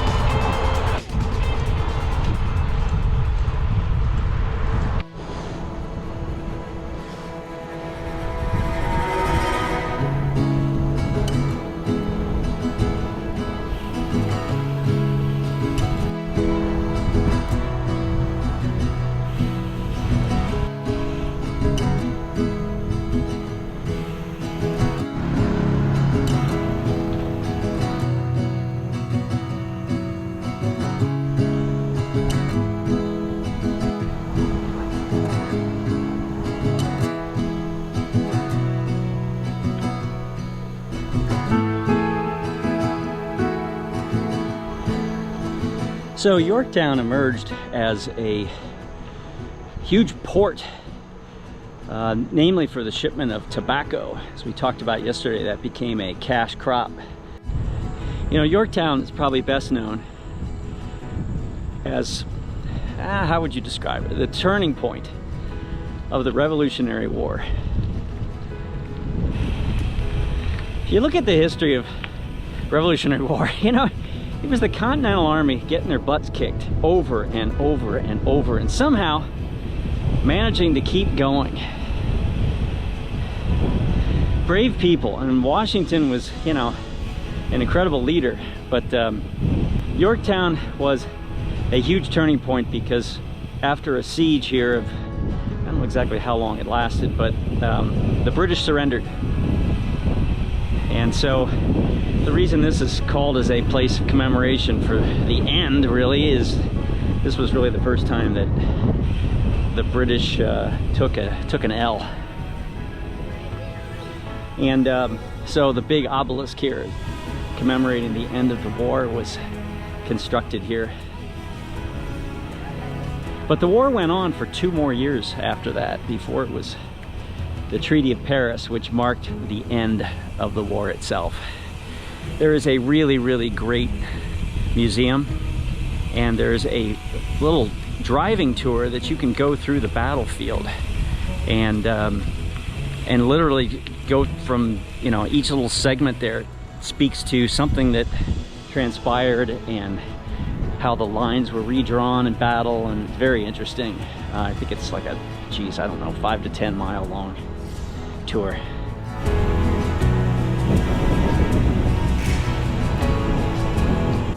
So similar to Williamsburg, when the capital moved to Richmond, this cute little town just kind of fell into obscurity. And well, it played a certain part in the Civil War as well, but really cute place to visit. One little final tidbit about Yorktown is that it is the official end of the Trans-America route. And I've watched a whole lot of videos, and I don't know if it's literally the end of the route, but the Victory Monument back there, I've seen so many cyclists, you know, holding their bike up at the end of their ride right there. But it ends right here.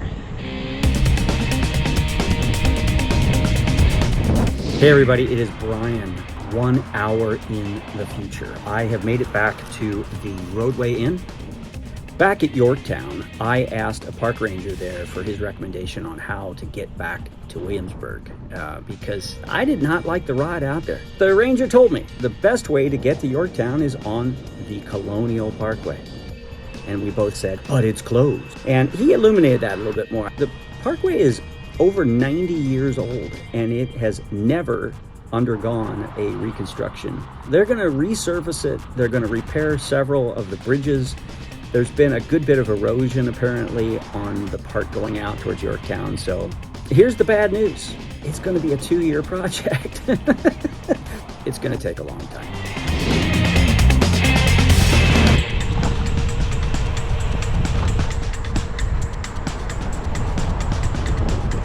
Hey everybody, it is Brian. I have made it back to the Roadway Inn. Oh, we already did this? Oh, okay.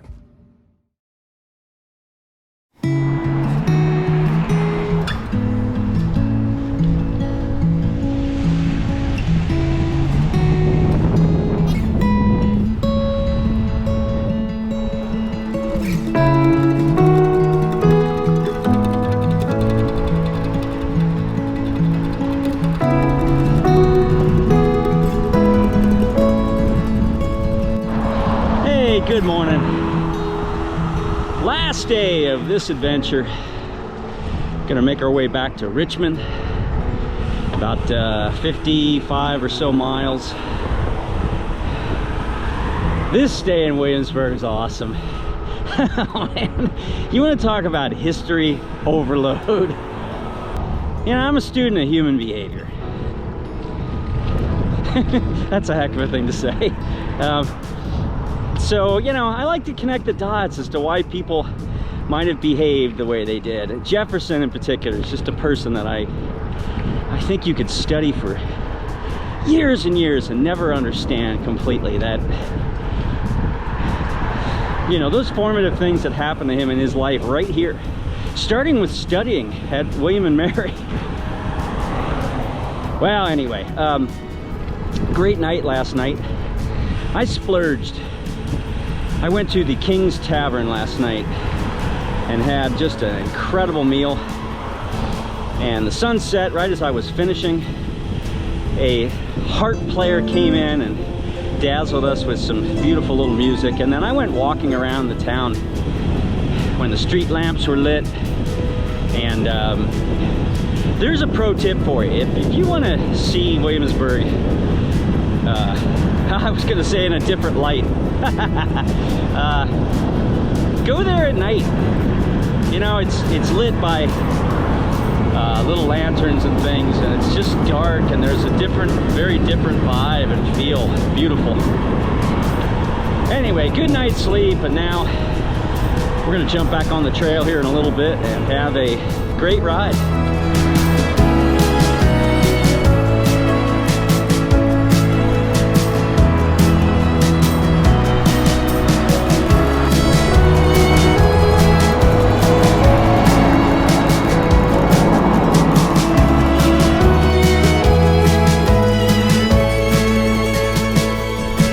Breathe a big sigh of relief when I'm off the busy roads and back onto a bike path. Oh, how nice. Yeah, it's not terrible, but it's, yeah, again, small shoulders. That's tough.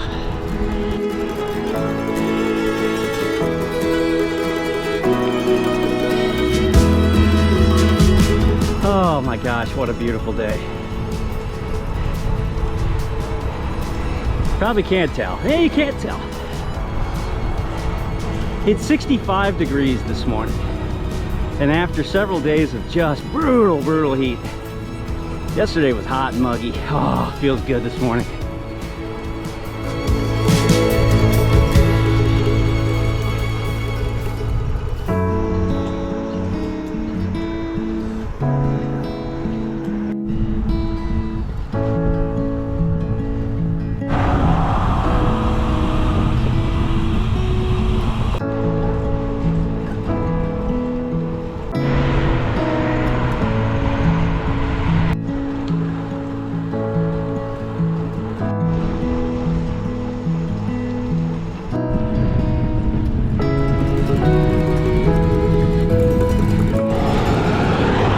Don't know what this place is called. Oh, there's a sign, Burlington. I rode by here one time when there was a wedding. It's really just a incredibly beautiful property. Gorgeous countryside.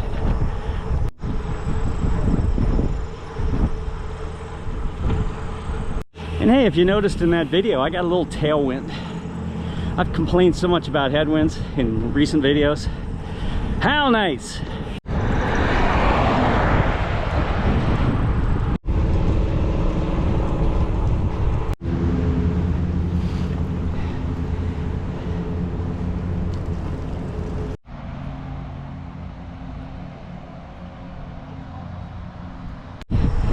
You know, I'm just sitting here enjoying this ride so much, I forgot I got 3 things I want to share with you today.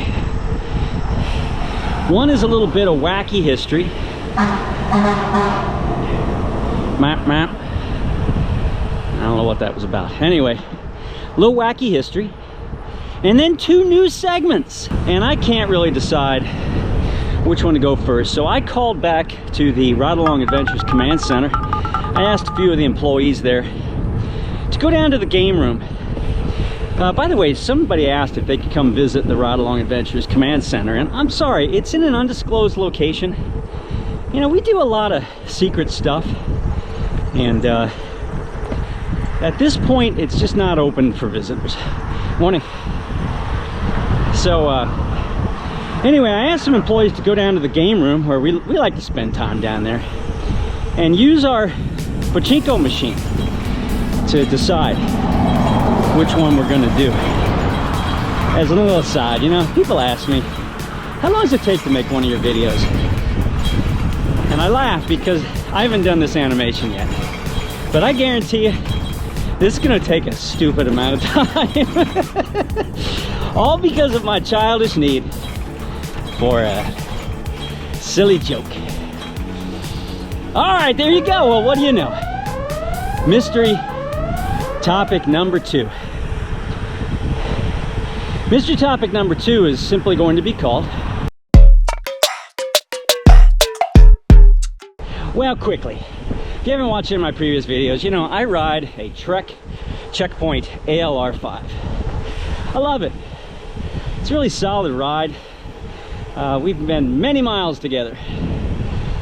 By the way, when I say we in a video, I noticed this the other day. I just naturally started saying we. We're gonna ride here, let's go there. And what I'm talking about is the bike and I. I was watching another YouTube channel the other night and this guy was saying, well, we're gonna do this tomorrow, we're gonna do that. And I realized he's doing the same thing. I sent him a comment and he said, isn't that funny? I never really thought about it. Anyway, it's a really versatile bike. It can go on roads and off-roads, on trails, mixed surfaces. I really like it. It has its limitations. I probably would never try it on single track. My other bike that I don't use as often is a fat bike. It's also a Trek, a Farley, and I love that bike. It's a silly bike. You want to talk about a silly joke? It's a silly bike. it's got 4.5-inch tires on it. I've taken it on a couple tours. I rode it on the Gap. My son rode it on the Gap. And I rode it one time on the Pine Creek Trail in about 6 inches of snow. And just, it was a blast. Okay, well that was just an intro. One of the questions that's popped up a lot recently is people have asked me what I carry on the bike during tours for emergencies. And I put it into 2 groups. First group is just general emergency maintenance.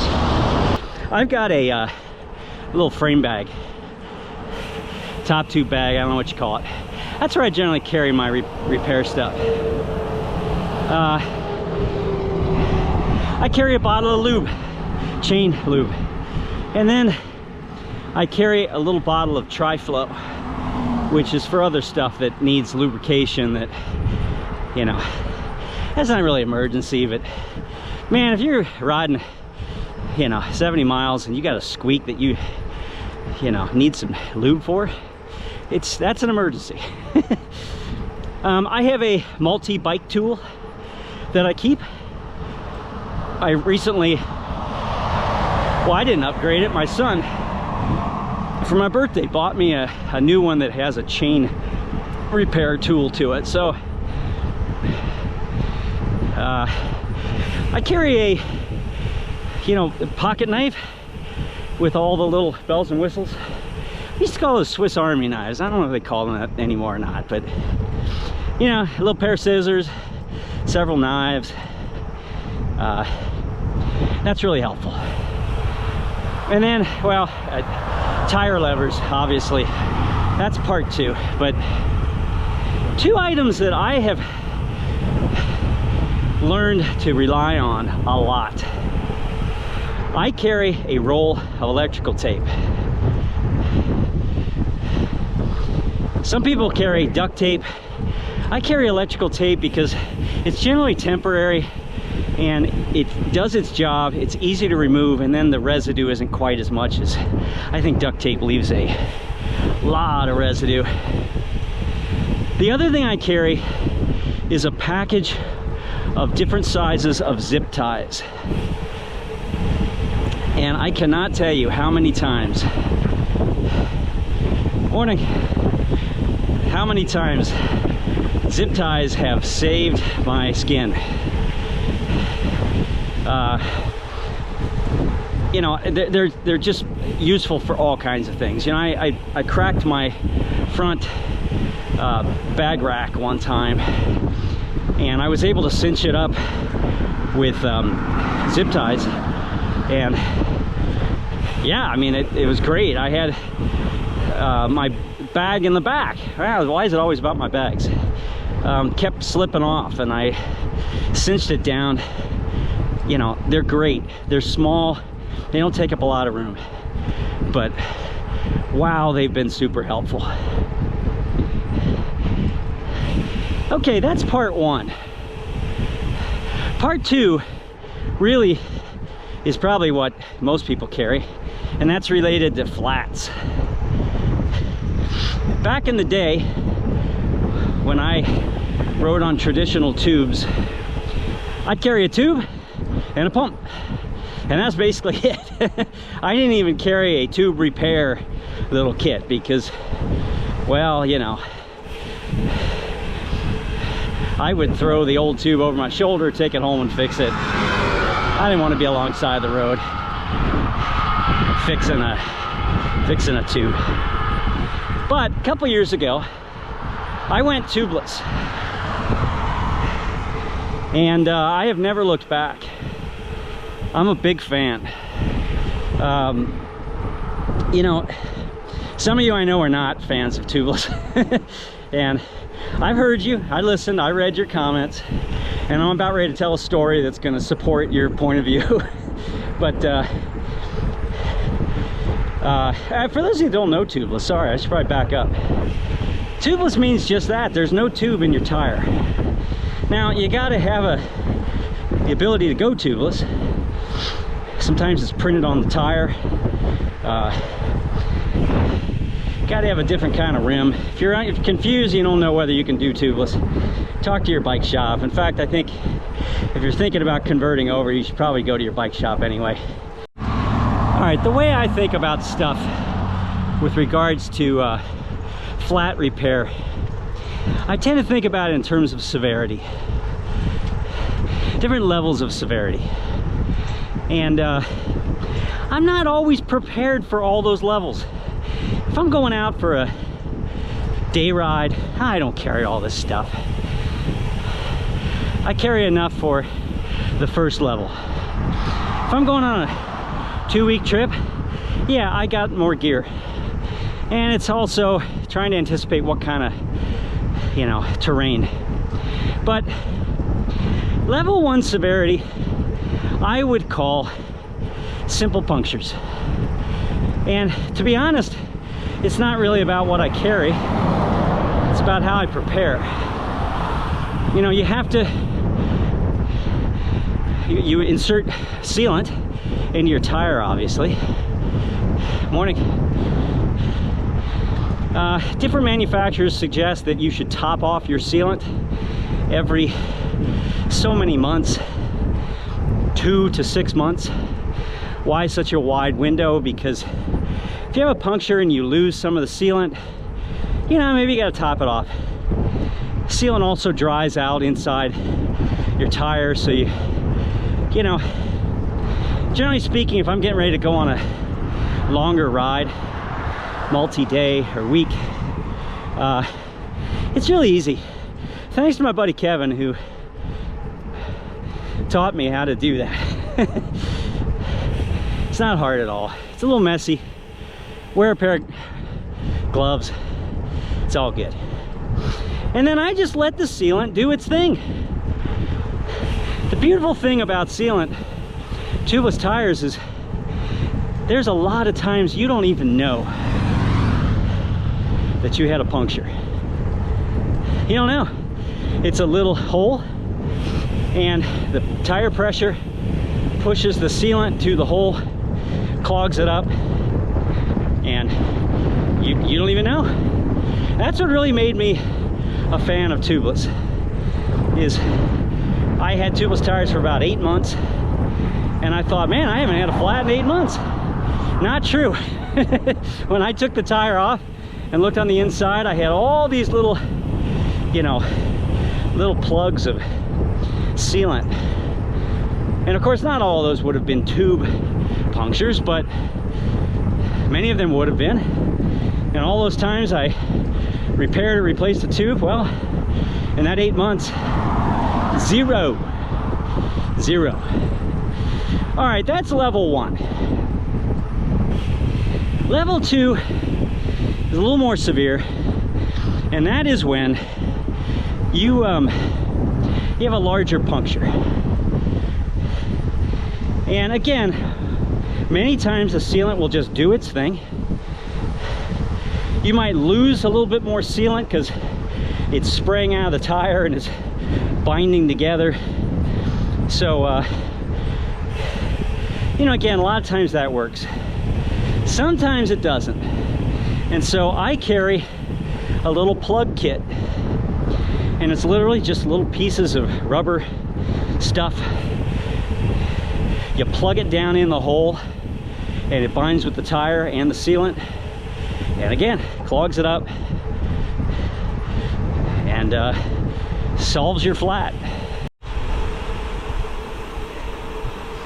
Yeah, a couple notes about plugs. You know, again, depending on the size of the puncture, you can use more than one plug. Sometimes it might take 2 plugs to get the hole sealed up. That's all right. Bigger question I come across is it's about the permanency of a plug. Because there's kind of a school of thought that says, you know, they're temporary fixes and you should probably at some point go get your tire replaced. And morning. Now, I didn't get the memo on that at one point. And I rode, I bet 700 or 800 miles on a back tire that had 6 plugs in it. And I didn't have any issues. And I've had other people say that's absolutely insane. And okay. But that kind of leads into severity level 3. And that is when a puncture is just simply too big. And the sealant and a plug can't do it. And I got a story about that. And for those of you that are not tube fans, you're gonna enjoy this, okay? All right, a couple weeks ago, my oldest son and I decided we were gonna ride on a weekend, the length of Delaware. Before you get too excited, that's just about 120 miles. We're gonna do an overnight ride. I've said it before, you know, I don't get a lot of time. My son, I'm incredibly happy for him. He's, you know, striking out and starting his life and married. I adore my daughter-in-law. She's a sweetheart. And anyway, I'm happy for him, but I don't get to spend as much time with him as normal. So I was really looking forward to us riding and catching up. By the way, we also had planned a bunch of YouTube stuff. A couple new segments. One series of jokes. We're gonna go back and forth with jokes. My oldest son is the king of puns. I don't know where he gets it. But he shares puns that are, morning. They're so bad, they're good. Anyway, you'll have to wait for that segment for another day. He jumped in and did a little history segment. Again, maybe another day. But, okay, well anyway, we left his house. We didn't get any more than 2 miles onto our ride when I hit something on a back road. Still don't know what it was. I looked for it, but it left not just a little puncture, it left a hole in the tire. And morning. And sealant went everywhere. It sprayed out in my hair, on my face, all over my gloves, all over the bike, legs. I was showered in pink sealant. I'm not gonna lie. Listen, Ride Along Adventures is about being honest, telling you the real story. So, anyway, we stopped, I found the hole, I put a couple plugs in the tire, added some sealant, thought we had it taken care of. It was holding pressure, rode for another, oh, I don't know, 15 miles, when all of a sudden it sprang a leak, same hole. And once again, I was showered in even more sealant. My son heard words come out of my mouth that he's never heard before. Out of my mouth, at least. I'm sorry, Jack. I apologize. Bad father influence. It didn't hold. So, well, I'm gonna wrap up that story because that's really level 4, but we got severity level 3 to still cover. We patched it up. We made our way to a local brewery, had a beer, and we called in an emergency evacuation from my other son, who came and picked us up. And we went home. Still managed to have a fun weekend together, but it was such a bummer not to ride. All right, so what could I have done at that point if I wasn't mad and spouting off foul language? I carry a little, some people call them a tire boot or a patch. They're really small, flat, sticky, generally made of something like Teflon. They're strong. Put it on the inside of the tire over the hole, then replace maybe some sealant, pump it back up, and it might be good to go. One little note is I had to use a boot one time. You got to remove the plug before you put the boot on, or a lot of times it will not seal properly. And again, those patches are those patches are pretty strong, and inside the tire they'll do well. And you know, okay, I've had to use one of those at one time. So that's level 3. Level 4 is nothing's gonna work. And so the little bit of emergency kit that I make sure I carry, warning, emergency kit I carry, and I think this is a serious thing. I carry a battery pack because I've had times when my phone is down to just a few percent, or I got to make many calls, and you know, depending on the age of your phone or whatever, battery doesn't necessarily hold on to its charge like it used to. I charge up a little battery pack. You can get tiny ones, and they're not very expensive, and then you are not out of luck for being able to make an emergency call. That's level 4. So, all right, some of you might be saying, man, that tubeless thing doesn't sound too great. And again, I've shared why I like tubeless, because the majority of the time it does its work and you don't even know about it. Now, a couple of variations. A good buddy of mine, he puts sealant in his tubes. That's a pretty cool idea. You know, the idea of going tubeless is, oh, it's twofold. Some people think it decreases the weight. I don't know if that's a big deal. If you're on a fat bike, most definitely removing those tubes, you can feel it. But my experience is my ride is smoother without tubes. I know some people think that's nonsense, but well, you know. If you got other thoughts on tubeless or flat repair, listen, this is one man's opinion. I would really love to hear in the comments what you do for well, flat prevention, flat repair, and other emergencies. All right, I hope that was helpful.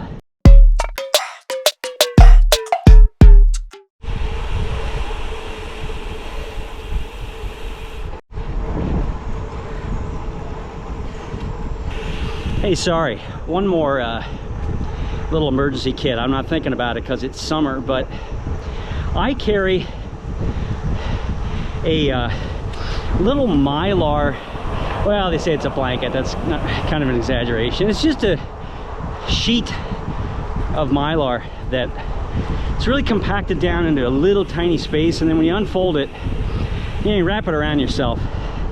I've never had to use it like on a roadside, you know, breakdown, but one time I was camping.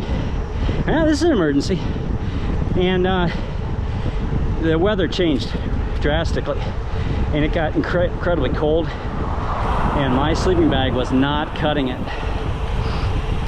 So I used one of these. They're kind of single use. You're not gonna ever roll that back up and fit it in a little tiny space, but you know, it traps the heat, and well, kept me comfortable, but it was so cold that would have been a mess if I wouldn't have had it. So you can get them on Amazon. Again, cheap and small, don't take up a lot of space.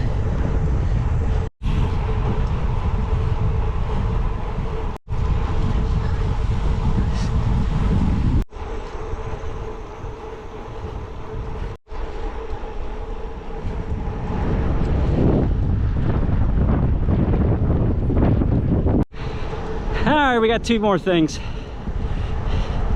I can't reach them back at the compound, so I'm just going to pick history.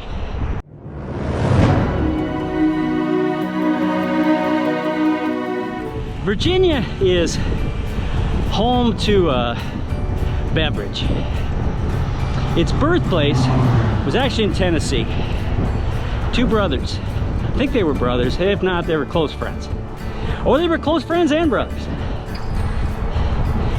They developed a beverage that they intended to be used as a mixer, that you could, you know, put a little bit in your whiskey and give it a little different flavor, cut off some of the harshness. They experimented with it, and by all accounts, it had kind of the sweetness of and citrusy flavor of like a Sprite. It wasn't carbonated, but it was popular to a certain degree. But these guys did not have the means of distributing it, so they approached Coca-Cola, who told them no thank you. And well, they didn't let that deter them. They went to a company in Virginia called the Tip Corporation, TIP, and they bought the rights to this formula, and they played with it, and you know, tried to, again, you know, mixer's a pretty specific kind of beverage, so they altered the flavor, added some carbonation to it, and sold it as a standalone beverage. Should I expose the name? I'm trying to do everything I can not to say the name. They bottle it. The Tip Company decided to sell this formula to Pepsi. Two things happened. There was kind of a resurgence, or a sense of like reminiscing of the days back of Prohibition. That was kind of one thing people were thinking about. TV show came out that was super popular called The Beverly Hillbillies. I still love The Beverly Hillbillies. Thought it was a hilarious show. Okay, if you don't know what this beverage is by now. Well, they decided to get on the bandwagon with both the whole Prohibition, Beverly Hillbillies. They introduced a hillbilly logo. There was a common colloquial term for moonshine. It was called Mountain Dew. So there you go, right here in Virginia. Do you know the Mountain Dew is the 6th most popular soft drink? Soda, pop, is what I called it. You want to guess the other 5? All right, let's play a game. Come on, let's play. Number 1. Everybody knows what number 1's gonna be. That's right, good old Coke. That's the winner. Number 2, you're probably gonna get wrong, because I know what some of you are gonna say. It's actually Dr. Pepper. I'm a Dr. Pepper fan. I don't drink a lot of soda, but you know. Number 2, Dr. Pepper. I'm assuming that includes all of the different variations. I like that vanilla Dr. Pepper. That's pretty awesome. Number 3, yeah, now you're gonna get it. Number 3 is Pepsi. Number 4. This one might, I don't know, maybe not, might not be a shocker. Yeah, I gotta wait a sec. Sorry, I had to cross the road, and I'm sorry, Sprite is not worth getting killed over. That's right, number 4, Sprite. Number 5, this was interesting, and I don't know, this is why I think this should be included with number 1, is Diet Coke. It's number 5. And then number 6, there you go, you got it. Mountain Dew. Mountain Dew, what's it known for? A ton of sugar, crazy amount of sugar, and double the caffeine of Coke or Pepsi. But doggone it, it's good. It's good stuff. Mountain Dew. I may have a Mountain Dew today just in honor of this segment. Wacky history.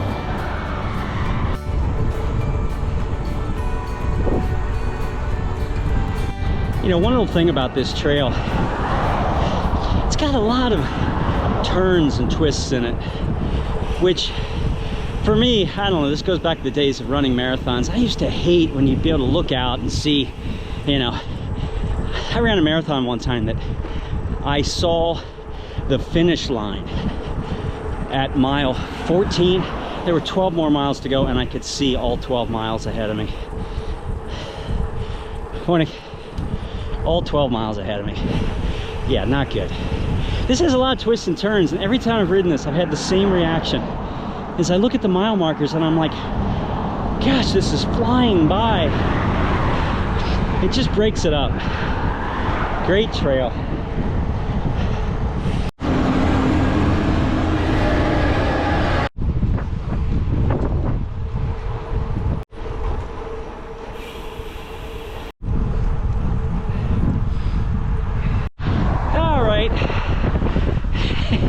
I got in a conversation with someone, and so I burned several miles talking to somebody instead of recording the last little segment here.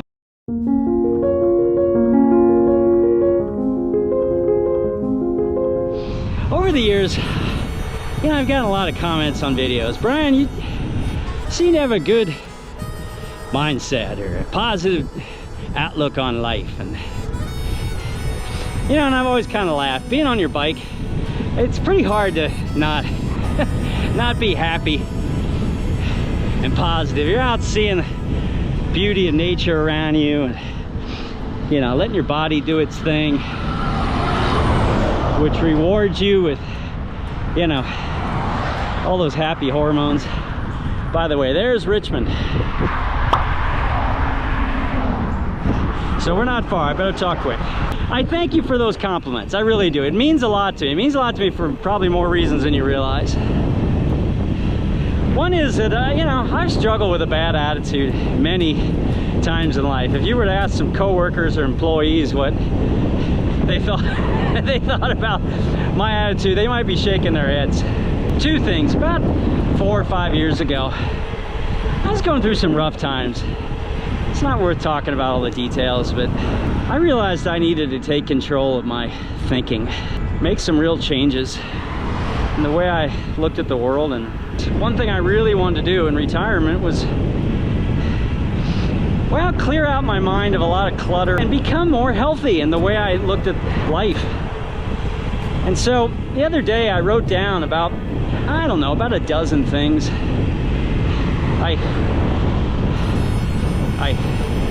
about a dozen things that I have deliberately done that I think have contributed to having a better mindset. One thing that I have deliberately done is to try to open my mind on issues, ideas, topics, concepts, current events. You know, so much of what we get fed in the media these days is what I call bumper sticker thinking. If you can fit your thinking about a topic on a bumper sticker, you might want to try a little harder. And how have I done that? Well, I think 3 ways. And they're related to cycling. I'm sorry, this whole thing is related to cycling. I don't want to say a healthy cycling mind, but anyway. One of the great things about bike touring, and I've noticed this about a lot of the people that I've met over the years through bike touring, is that you get these wonderfully long stretches of time to think, ponder life, ponder issues, roll it around in your head, consider different viewpoints. You know, one of the things I used to do when I used to lead creative thinking sessions is if things started getting really divided, I would split people up and I'd ask them to sell me on the opposite idea. Maybe they were on the other side of the fence on an issue, and I'd say, nope, jump on the other side and you really sell me. Take 5 minutes and make a pitch for why the other side is actually the much better idea. And magic thing would happen is when you force people to think a little more deeply, it's not that they had to give up everything they thought, but let's just say they became enlightened about some other ways of looking at things. The other thing I love about cycling is the chance to talk with other cyclists, family, friends, when we're riding along, and really discuss issues in depth. As I like to talk with people and ask them, what do you think about that topic? What do you really think? Do you think that's fair? Do you think that's a good way of looking at it? Do you think that person that's been vilified, do you really think that they're really that bad? And what would you do if you could change things immediately? But the third thing related to cycling is the wonderful opportunity to meet people along the paths that you ride. Oh my gosh, I've had so many wonderful conversations with people. This is going to get too long if I share all the specifics, but I was at a brewery the other night and I was sitting at a table and a group of students came over. They were from William and Mary, and it was a young lady, probably early 20s. She's a student. She had bright blue hair and she had a bunch of piercings. And well, by appearance, she and I were probably as different as you could you could put two people. We ended up talking for about an hour. She's studying education, and my gosh, what a wonderful conversation that was. I went back to my room. I maintain a little journal of reflections on my days, and so anyway, the stuff we talked about, her aspirations as a teacher and how important she thought it was, not just to educate children, but to communicate to children their worth and that they're loved and cared for. The passion she shared around this was contagious. And you know, and at the end of it, she listened to me, I listened to her. We had a much broader understanding of education and children, and it was beautiful, just beautiful. I think it leads towards a healthy mind. That's what I was driving at. And cycling plays a huge part in that. All right, there you go.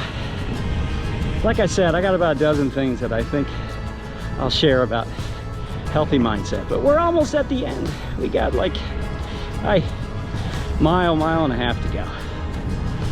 Oh, what a great ride. Here you go. Jamestown, 53 miles.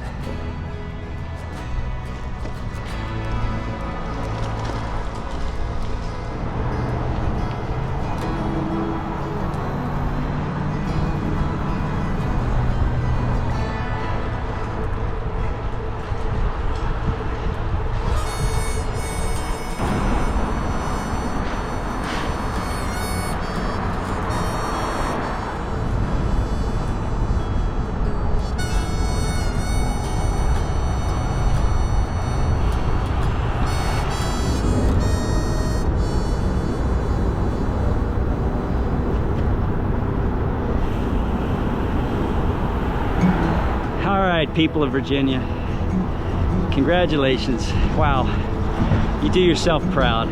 Beautiful trail.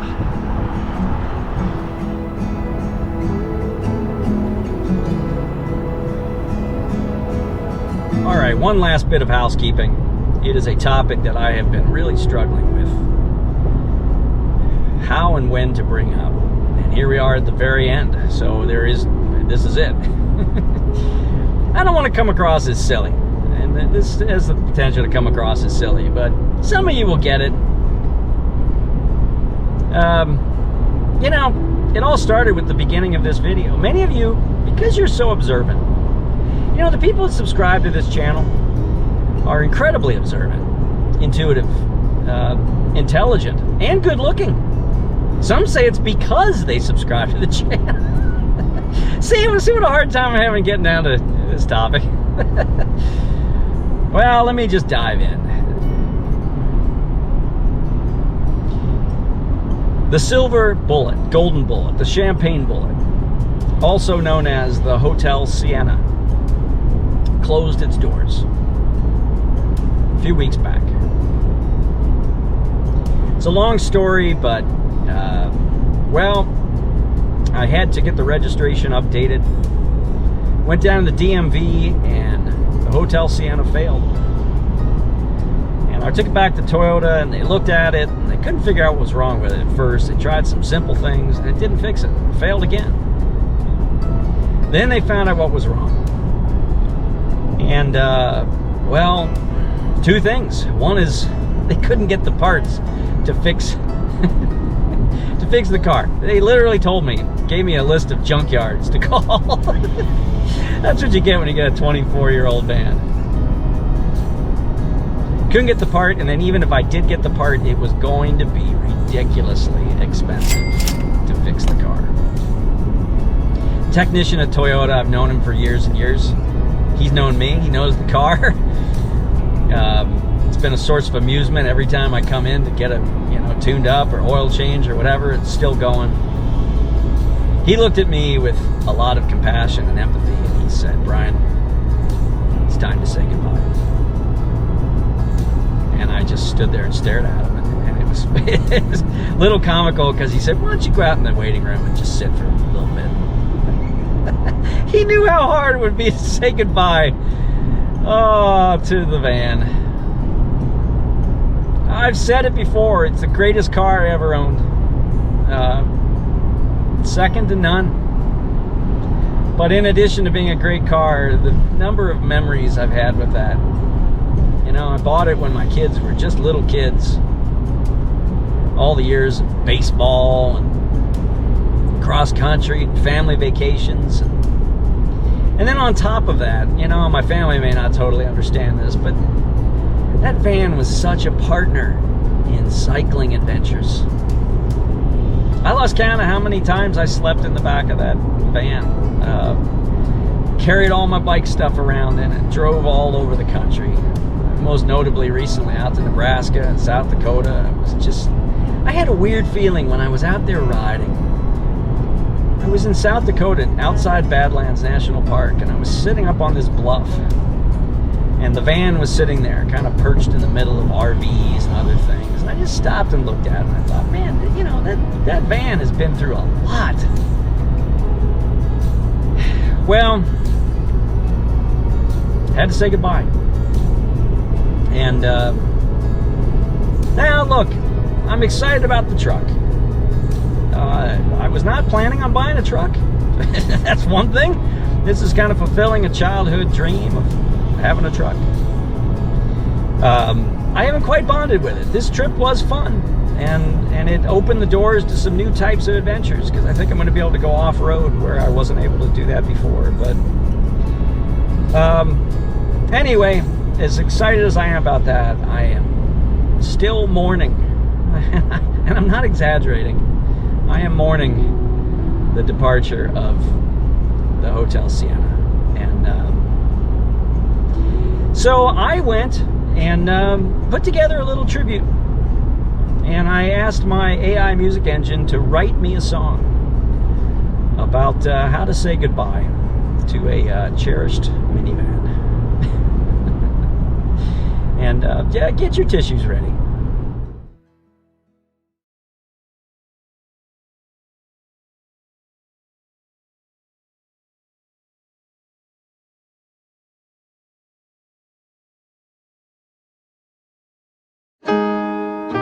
We picked up friends and memories down every road and street. Life's little moments in every empty seat. Your engine purred a lullaby, sleepy kids and firefly nights. Pain shipped away with time, but not the love inside. How I rushing in the driveway. Memories bound to the seats. We drove through the years, through laughter and through the tears. My heart in every mile, yeah, you made me smile.